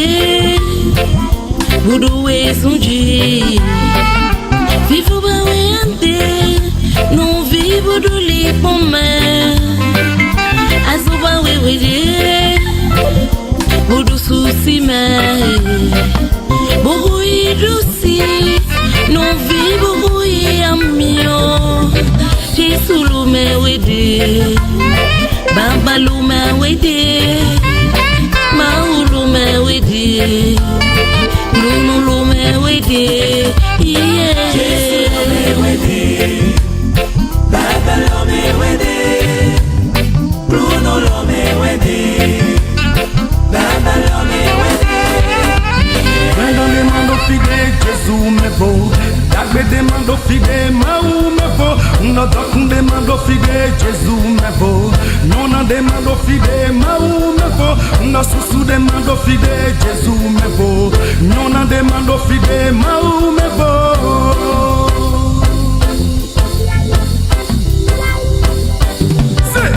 Venga demando fide, Gesù me vo. Dagbe demando fide, mau me vo. No doc demando fide, Gesù me vo. Nona demando fide, mau me vo. No susu demando fide, Gesù me vo. Nona demando fide, mau me vo.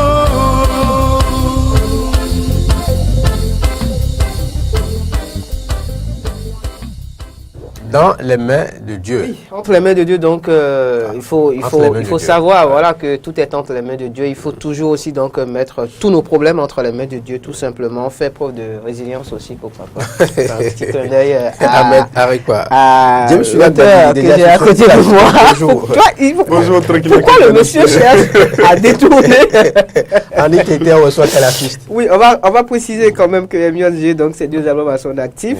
Elle s'est remise donc à la musique en 2012 et un premier album qui est sorti en 2013 avec pour titre Porte éternelle, 8 titres sur cet album-là. Et puis Couronne de gloire, sorti en 2014, dont est extrait la vidéo qu'on vient de suivre à l'instant, Entre les mains de Dieu. En Inter maintenant pour finir, on va recevoir un chantre de l'éternel. Et le nom qu'il porte d'ailleurs, on témoigne à souhait, puisque c'est Asaph. Et Asaph, ça veut dire en fait aussi donc chantre de l'éternel. Il aurait pu, comme j'ai mis quelque part sur l'affiche, être appelé Noël, puisqu'il est né le 25 décembre en fait. Mais voilà, ses parents lui ont donné ce nom-là. Et il se décrit justement beaucoup plus comme chantre de l'éternel qu'artiste. Parce que pour lui, il y a une grande différence entre être artiste et être chantre de l'éternel. Le chant, c'est celui qui porte la parole de Dieu, c'est celui qui chante pour Dieu, alors que l'artiste, ok, il peut chanter pour Dieu comme il peut chanter pour beaucoup d'autres choses. Et quand on est chant de l'éternel, selon ses dires toujours, c'est qu'il ne faut pas donc mettre trop en avant donc le côté, comment dire, le côté finance, argent de la chose en fait, si on peut dire la chose de cette manière. Il viendra donc nous chanter les louanges des aigles. Ça parle de Dieu. Merci à vous. À suivre en fin d'émission. On vous retrouve sur Diaspora FM tout à l'heure pour c'est dans une trentaine de minutes. Ce sera la musicale info. Nous sommes lundi, on aura en studio notre consultant en astrologie, M. Ben Alengo. Très bien. Merci à vous. C'est moi. La revue de presse internationale est juste après. On recevra James William Bagidi qui est bien sur ce plateau. Le thème du jour, rapatriement des migrants africains de Libye, les limites de l'Union africaine.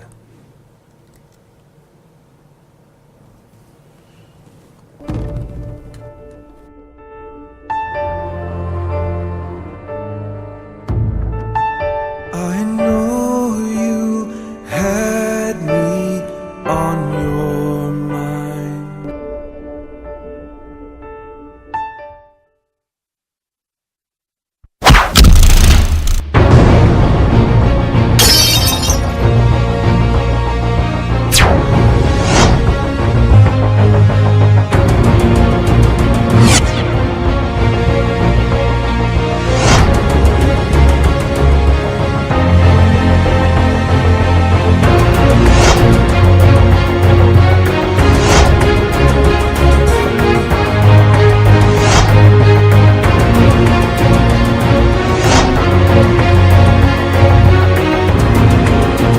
Le service commercial de Diaspora FM et Eden TV au 62 79 32 32. Eden TV, Diaspora FM, le bonheur d'être à vous.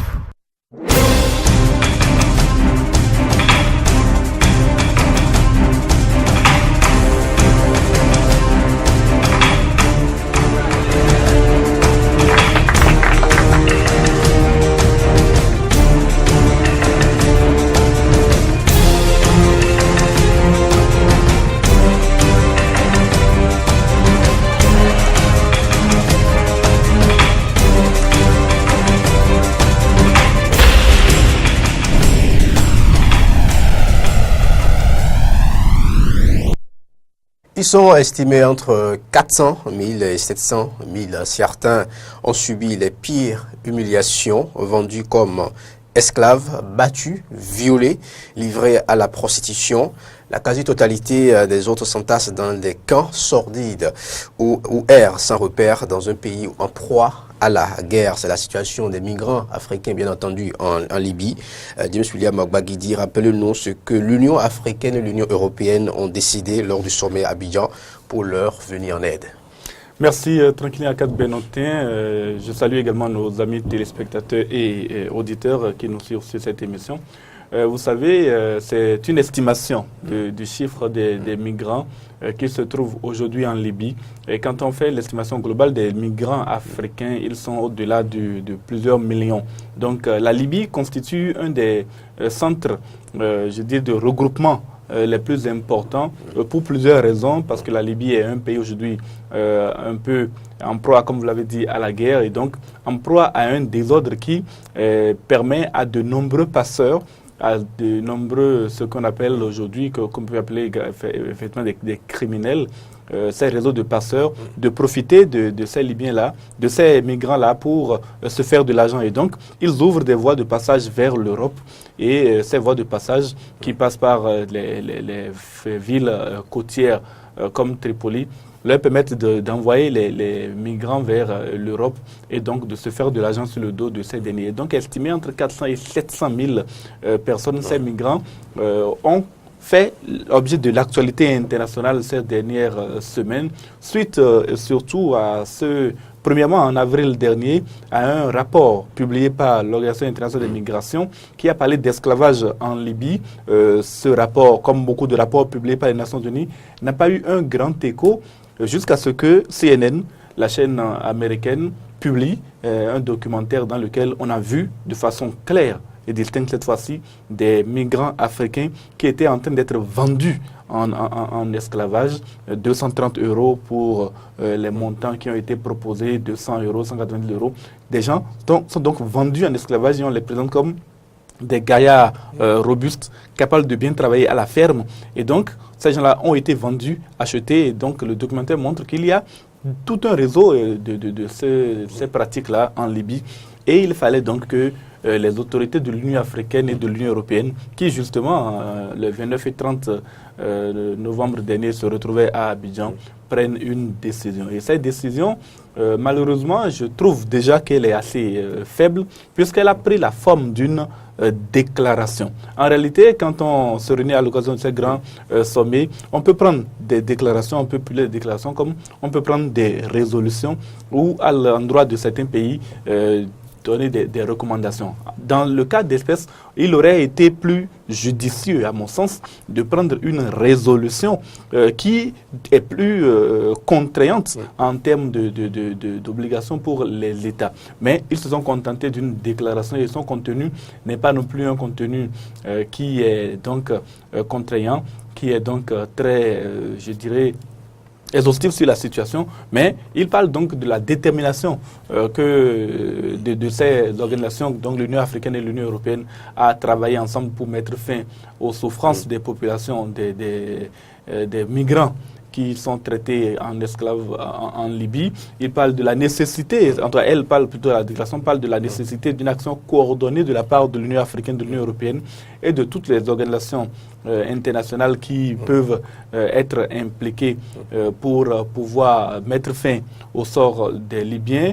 Il parle de fournir une assistance matérielle à ces Libyens-là et faciliter leur rapatriement volontaire vers les pays dont ils sont issus. Il parle également enfin de faciliter l'accès aux camps, à ces fameux camps de regroupement des Libyens, des migrants en Libye, à toutes les ONG qui désirent aider ces Libyens-là, et également aux organisations internationales, comme l'Organisation internationale des migrations, pour que, enfin, ces nombreuses populations, surtout subsahariennes, qui se trouvent aujourd'hui en Libye, puissent être secourues et puissent retourner dans leur pays si elles en manifestent la volonté. Le cadre choisi pour faire cette déclaration, est-ce qu'il est, vous semble-t-il, le bon, puisque c'est au cours de la rencontre Union européenne, Union africaine, mais c'est un problème qui concerne d'abord le continent. Pourquoi ne pas choisir une rencontre extraordinaire pour pouvoir se pencher sur la question? On a l'impression que c'est pour faire plaisir aux dirigeants du monde qui sont arrivés à ce sommet-là que cette déclaration a été faite. Alors, on aurait pu effectivement organiser une rencontre extraordinaire et immédiate à la suite de la diffusion du documentaire de CNN, mais on était à quelques semaines seulement du sommet Union africaine, Union européenne. Et ça, c'est fait un élément, et donc on a dû décider de choisir d'impliquer l'acteur d'un certain nombre, d'un certain point de vue plus large pour pouvoir discuter de cette question. Deuxième chose, c'est que l'Union européenne est très fortement responsable de la situation qui se passe aujourd'hui en Libye, de l'esclavage qui s'est instauré sur le dos des migrants africains qui se trouvent en Libye. La raison en est simple, c'est que l'Union européenne a mis les moyens, en tout cas a décidé de mettre les moyens pour empêcher, pour fermer ses frontières extérieures et donc donner des moyens aux autorités libyennes pour empêcher que les migrants ne prennent la mer et se retrouvent finalement en Europe, notamment à Lampedusa en Italie, la petite île qui est désormais totalement saturée par la présence des migrants. Et donc, avec la quantité de migrants qui continuent d'arriver en Libye et la difficulté pour les passeurs de continuer à les escroquer en les faisant passer en Europe, ils se sont retrouvés, ces passeurs-là, avec des quantités importantes de migrants sous les bras. C'est la faute de l'Union européenne et c'est cette quantité de migrants qui se trouvent à leur charge, pas vraiment à leur charge, mais en tout cas qui se trouvent devant être aidés pour le passage de l'autre côté, qui est devenu pour eux un problème, et ils ont décidé, pour pouvoir quand même tirer de l'argent, puisque ces pauvres migrants ont déjà été totalement dépouillés depuis qu'ils ont quitté la Gambie pour les uns, le Ghana pour d'autres, le Nigeria, même pour certains, le Bénin, ils ne sont pas nombreux, c'est vrai, mais il y en a quand même.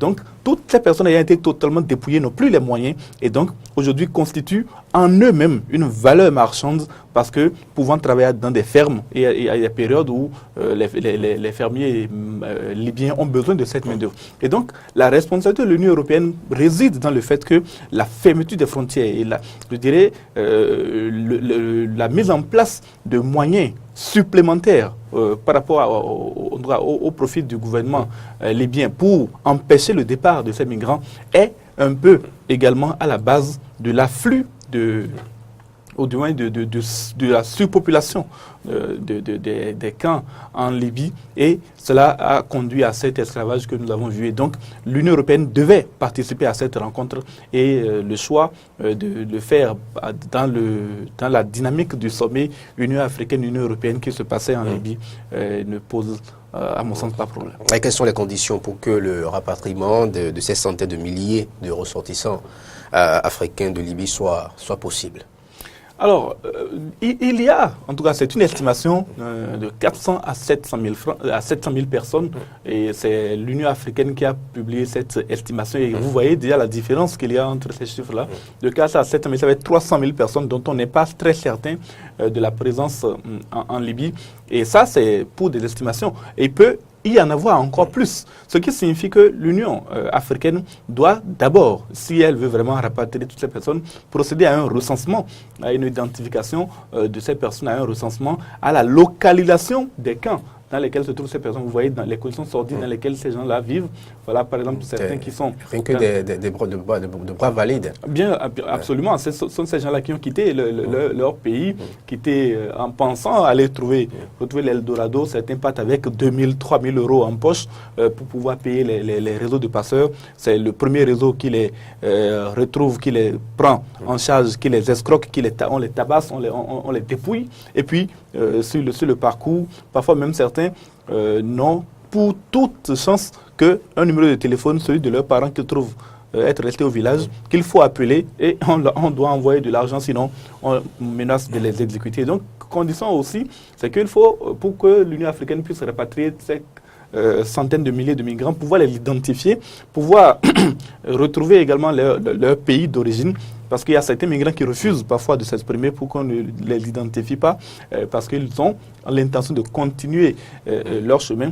Il faut également, au-delà de ce qui concerne les migrants eux-mêmes, il faut pouvoir également modifier la situation géopolitique et la situation en Libye pour que la paix puisse revenir dans une certaine mesure et que l'on puisse intervenir directement dans ce pays sans risquer de se faire assassiner comme des ressortissants occidentaux ont pu l'être en essayant d'intervenir au profit de certains de ces migrants-là. Et donc, il faut régler le problème entre le maréchal Khalifa Haftar et le gouvernement central libyen. Il faut pouvoir désarmer les nombreuses milices qui contrôlent des territoires en Libye. Il faut pouvoir lutter contre l'État islamique qui a pris possession de certains territoires en Libye. Donc, c'est une question, c'est un problème qui est assez important, et au regard de ce problème, il me semble quand même assez difficile que ces conditions-là soient réunies pour que l'Union africaine puisse intervenir facilement. Et face à tous ces freins, que peut l'Union africaine, a-t-elle les moyens de sa politique? Alors, ma réponse transparaît déjà. Il me semble bien difficile de la part de l'Union africaine de réunir tous ces moyens. L'Union africaine n'a pas les moyens logistiques de ses prétentions, et c'est justement pour cela que l'Union européenne a été associée à cette discussion. L'Union africaine n'a pas vraiment les moyens financiers de cette politique. Elle n'a pas non plus les moyens politiques, parce que l'Union africaine était là quand la crise en Libye a commencé. Elle a essayé d'empêcher cette crise-là. Elle n'y est pas parvenue. Si elle avait pu empêcher la crise en Libye, le colonel Kadhafi ou bien un successeur du colonel Kadhafi serait au pouvoir, la situation ne serait pas chrysogène au point où elle est aujourd'hui, de manière à ce qu'il soit totalement impossible de faire un recensement complet des étrangers qui se trouvent sur le territoire de la Libye.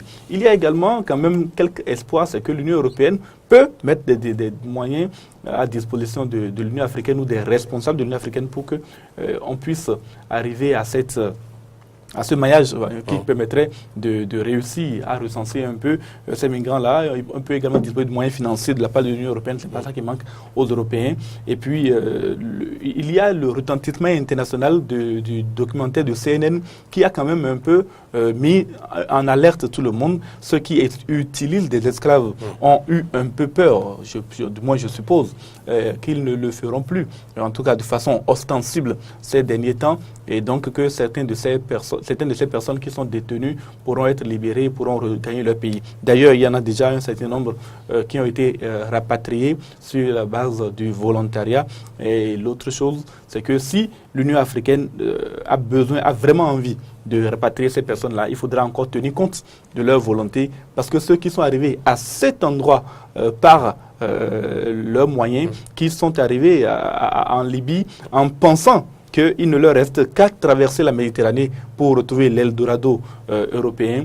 Il faut vraiment être persuasif pour les convaincre de retourner dans leur pays sans leur mettre des moyens à disposition pour que leur avenir change. Et pensez-vous que le rapatriement de ces migrants de Libye soit la solution au problème de l'immigration clandestine?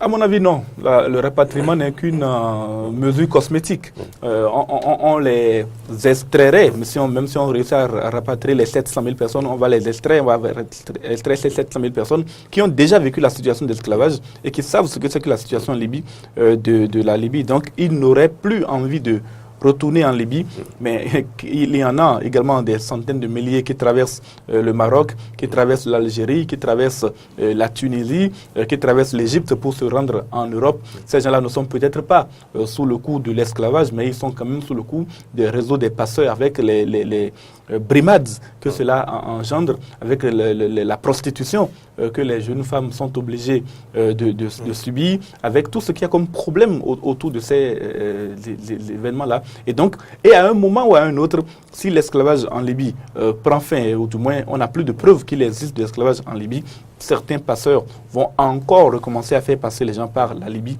et le problème n'aura pas été résolu. Il faut que les mesures soient prises en amont. Il faut que les gens soient informés des conditions du passage et qu'ils soient informés de ce que l'Eldorado dont on nous parle tant n'en est pas un. Vous l'avez dit, pas plus tard qu'hier à l'occasion du lancement de votre livre, pour ce que je vous félicite d'ailleurs au passage. Merci, les gens reviennent d'Europe après avoir galéré pendant une dizaine d'années ou bien pendant 5 ans. On réunit 500 € ou 1000 €, 2000, 3000 €, on revient au quartier, on revient au Bénin, on revient à Dakar ou quoi. On a loué un très beau bâtiment, on se fait passer pour quelqu'un qui vit très bien en Europe. En 2 semaines, on a réussi, c'était 2000 €, c'est quand même quelques millions de francs CFA, on a réussi à faire croire qu'en Europe tout va bien. Et puis, on retourne en Europe, on est balayeur de rue, où on dort dans une remorque. Et puis, les Africains qui sont de l'autre côté ne savent pas de quoi vous vivez là-bas. Dans n'importe quel coin, vous pouvez prendre un selfie, vous envoyer comme si vous vivez dans ce bâtiment-là. On a l'impression que vous vivez du mieux possible. Et c'est ça qui engendre des vocations sur le continent africain, alors que le bonheur, comme vous avez pu le dire, ne se trouve pas en Europe, en tout cas pas tant que vous n'avez pas les conditions nécessaires pour un accueil normal en Europe. On peut aller en Europe, travailler en Europe et vivre convenablement en Europe, mais si on doit y aller par les moyens qui sont ceux des migrants clandestins d'aujourd'hui, il vaut mieux renoncer et rester chez soi. Quand on peut réunir 2000 ou 3000 € pour tenter le voyage, autant investir ces 2000 ou 3000 € dans la terre ou dans d'autres business qui devraient faire de vous des gagnants et des développeurs de votre patrie, de votre continent. Merci à vous, James William Gbagui. Je rappelle que vous êtes spécial des questions internationales, enseignant et rédacteur en chef de Eden Télévision. Voici la revue de presse internationale.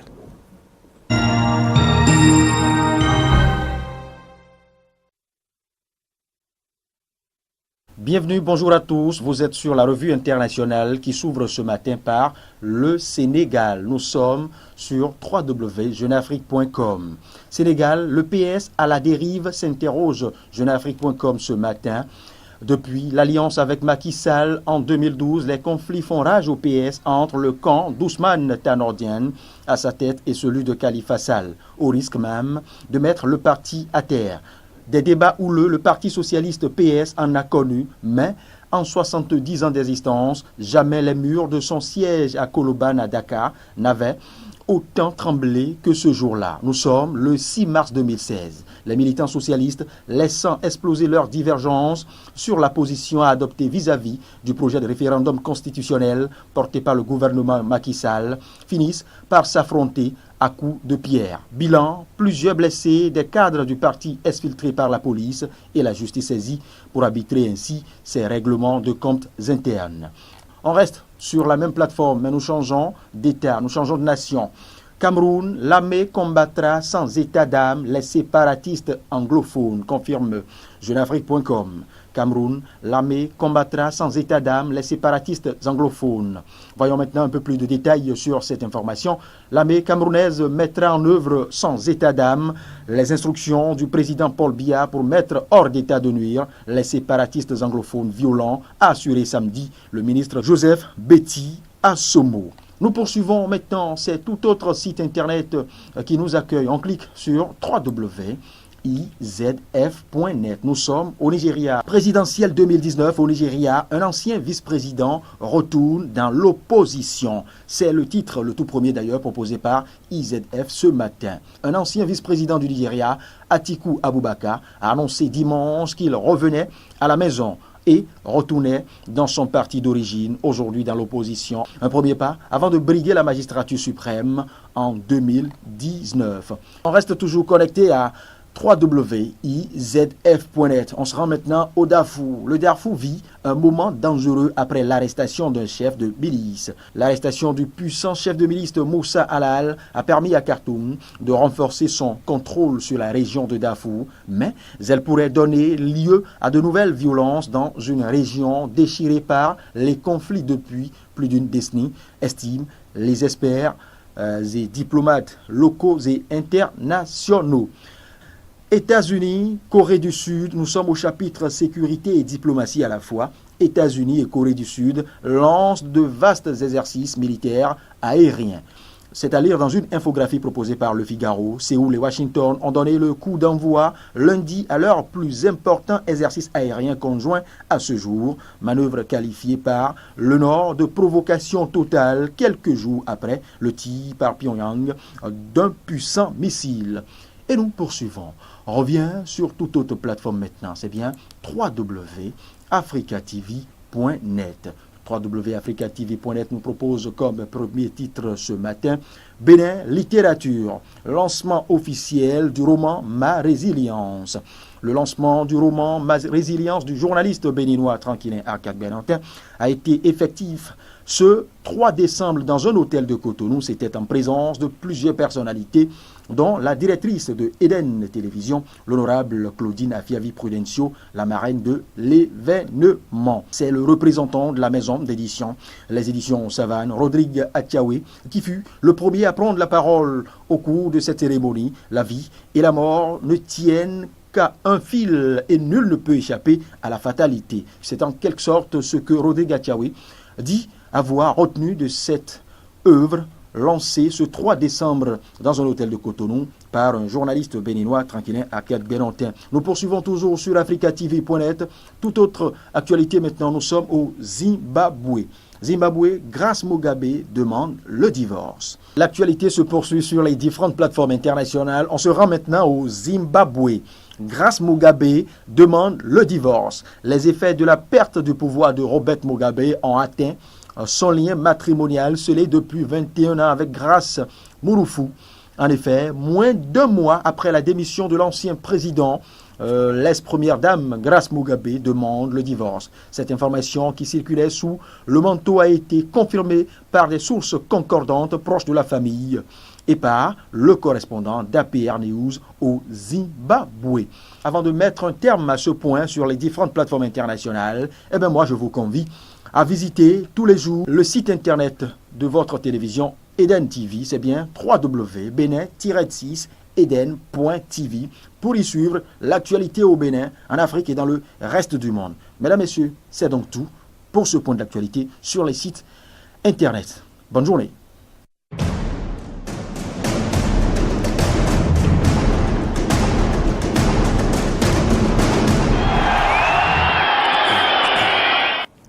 L'actualité sportive avec vous, Judika Polycap, dis-nous bonjour. Bonjour Tranquillin et bonjour à tous. Et voici le sport. Jeux universitaires 2017, l'IGEPS, grand vainqueur de la compétition. Oui, c'est bien cela. 2 trophées sur 3 possibles méritent bien cette appellation pour l'Institut national de la jeunesse et de l'éducation physique et sportive. Et ce samedi, jour des finales des Jeux universitaires, c'était la journée donc de l'Institut. L'IGEPS remporte la finale du tournoi de basketball 76-72 face à l'ESE et celle de football 5-4 au tir au but face à la Flash d'Adjara. 1-1 était le score au terme du temps réglementaire. Autre vainqueur de cette édition des Jeux universitaires, c'est l'UAC qui gagne la finale de handball 25-38 face à l'INGEPS. Preuve que l'INGEPS est passé à côté du triplé. Et puis, après les Jeux universitaires, toujours bien, on a retenu pour vous cette défaite de l'équipe nationale de football, la sélection locale qui a été battue par celle du Congo, 1-3, dans le cadre d'un match amical international que disputaient les deux sélections. Ce dimanche à Cotonou, Jules Elegbede a inscrit l'unique but du Bénin, tranquille. Et puis foot à l'étranger, Montpellier contraint l'OM, l'Olympique de Marseille, au nul en Ligue 1. Oui, c'est bien cela. Le Montpellier qui a donc obligé l'OM à faire un match nul dans le cadre de la 16e journée du championnat français de Ligue 1. Un but partout était le score final. Sio a marqué pour le club de Session qui a d'ailleurs disputé une bonne partie de cette rencontre. Florian Thauvin a répondu donc aux joueurs de Montpellier, de quoi permettre à Montpellier d'être 8e avec 22 points de ce classement de Ligue 1. L'OM est 4e avec 32 points. La grosse information, évidemment, tranquillement, vous l'avez suivi ce week-end, c'est cette défaite du Paris Saint-Germain. Paris Saint-Germain battu par Strasbourg 2-1. Il faut signaler que Dacosta, le joueur de Strasbourg, a fait mal donc à la sélection, à l'équipe du Paris Saint-Germain. Le PSG qui reste malgré tout premier. Et on signale que c'est Mbappé qui a donc inscrit l'unique but donc, de cette équipe parisienne, le PSG, qui reste malgré tout premier donc, de ce championnat avec 41 points et qui subit donc son premier échec de la saison en omission faite malgré tout donc, du match une face que le PSG avait fait face à Montpellier. En Angleterre, 15e journée de Première Ligue, Arsenal et Man U disputaient donc une rencontre de cette journée. Arsenal a été battu par Man U 1-3 et on signale donc dans le cas donc, de cette rencontre l'expulsion de Paul Pogba. Man City bat West Ham 2-1, alors que vous voyez maintenant donc, cette image de quelques joueurs de Man U, dont Lukaku, le Belge. On précise enfin maintenant que les deux clubs mancuniens maintiennent donc leur position de premier et deuxième du championnat anglais de première division avec respectivement 43 points et 35 points. On finit en Espagne.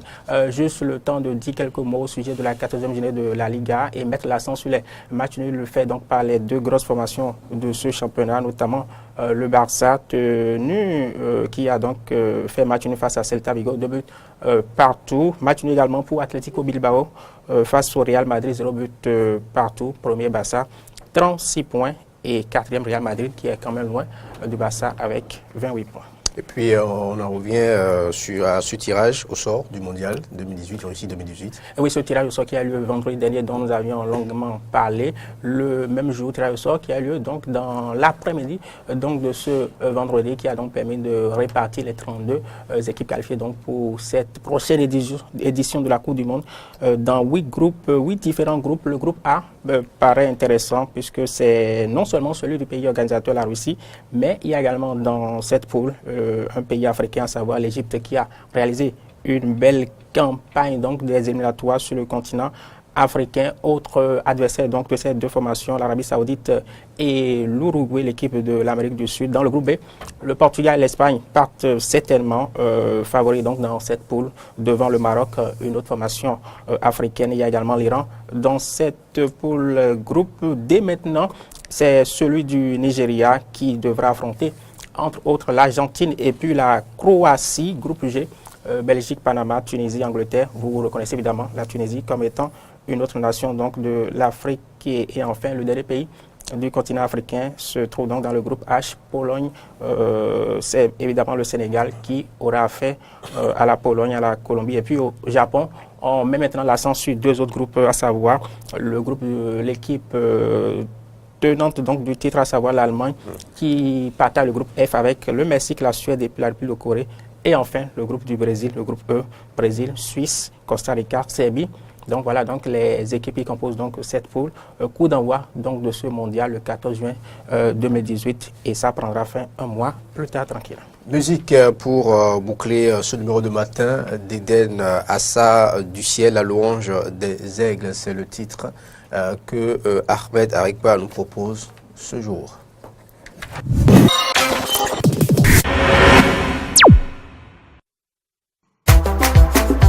Yelele,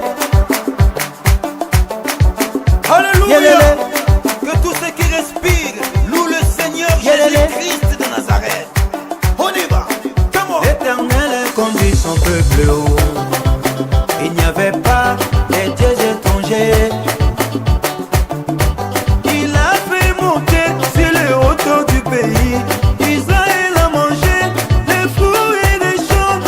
Il a sucé le miel du rocher, l'huile qui sort du plus dur des rochers. Ma vie est pareille à l'aigle qui éveille sur sa couvée. Voltige sur ses petits, les plats les ponts, les ponts sur ses plumes. Ma vie est pareille à l'aigle qui éveille sur sa couvée. Voltige sur ses petits, les plats les ponts sur ses plumes.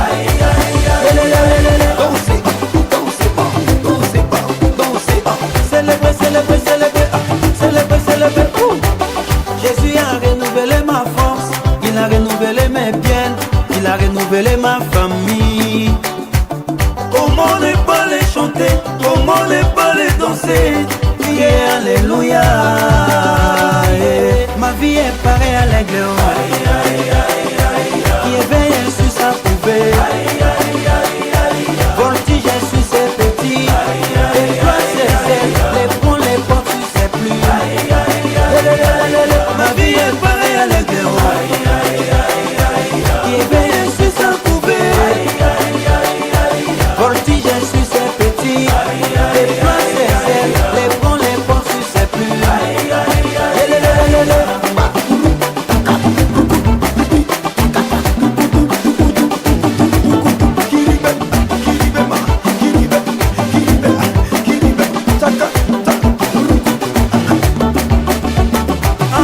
Moi je suis un aigle,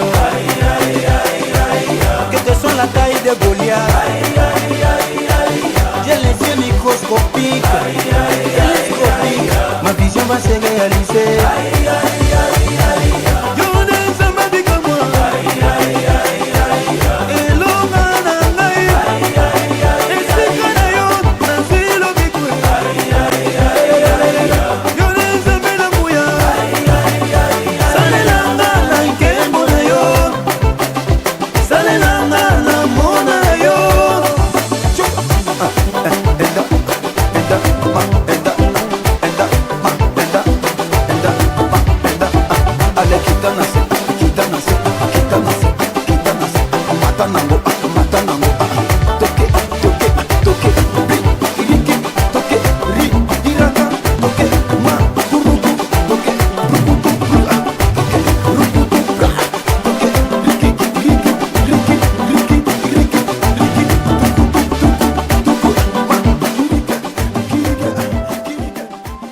Assa du ciel, la louange des anges, c'est le titre bien entendu qui nous proposait une proposition, une sélection de Ahmed Arekpa. Merci de votre fidélité renouvelée à DEN Télévision Diaspora FM pour le rendez-vous demain avec Loris Davo pour un autre point de l'actualité nationale et internationale. Soyez zen en notre compagnie. À bientôt.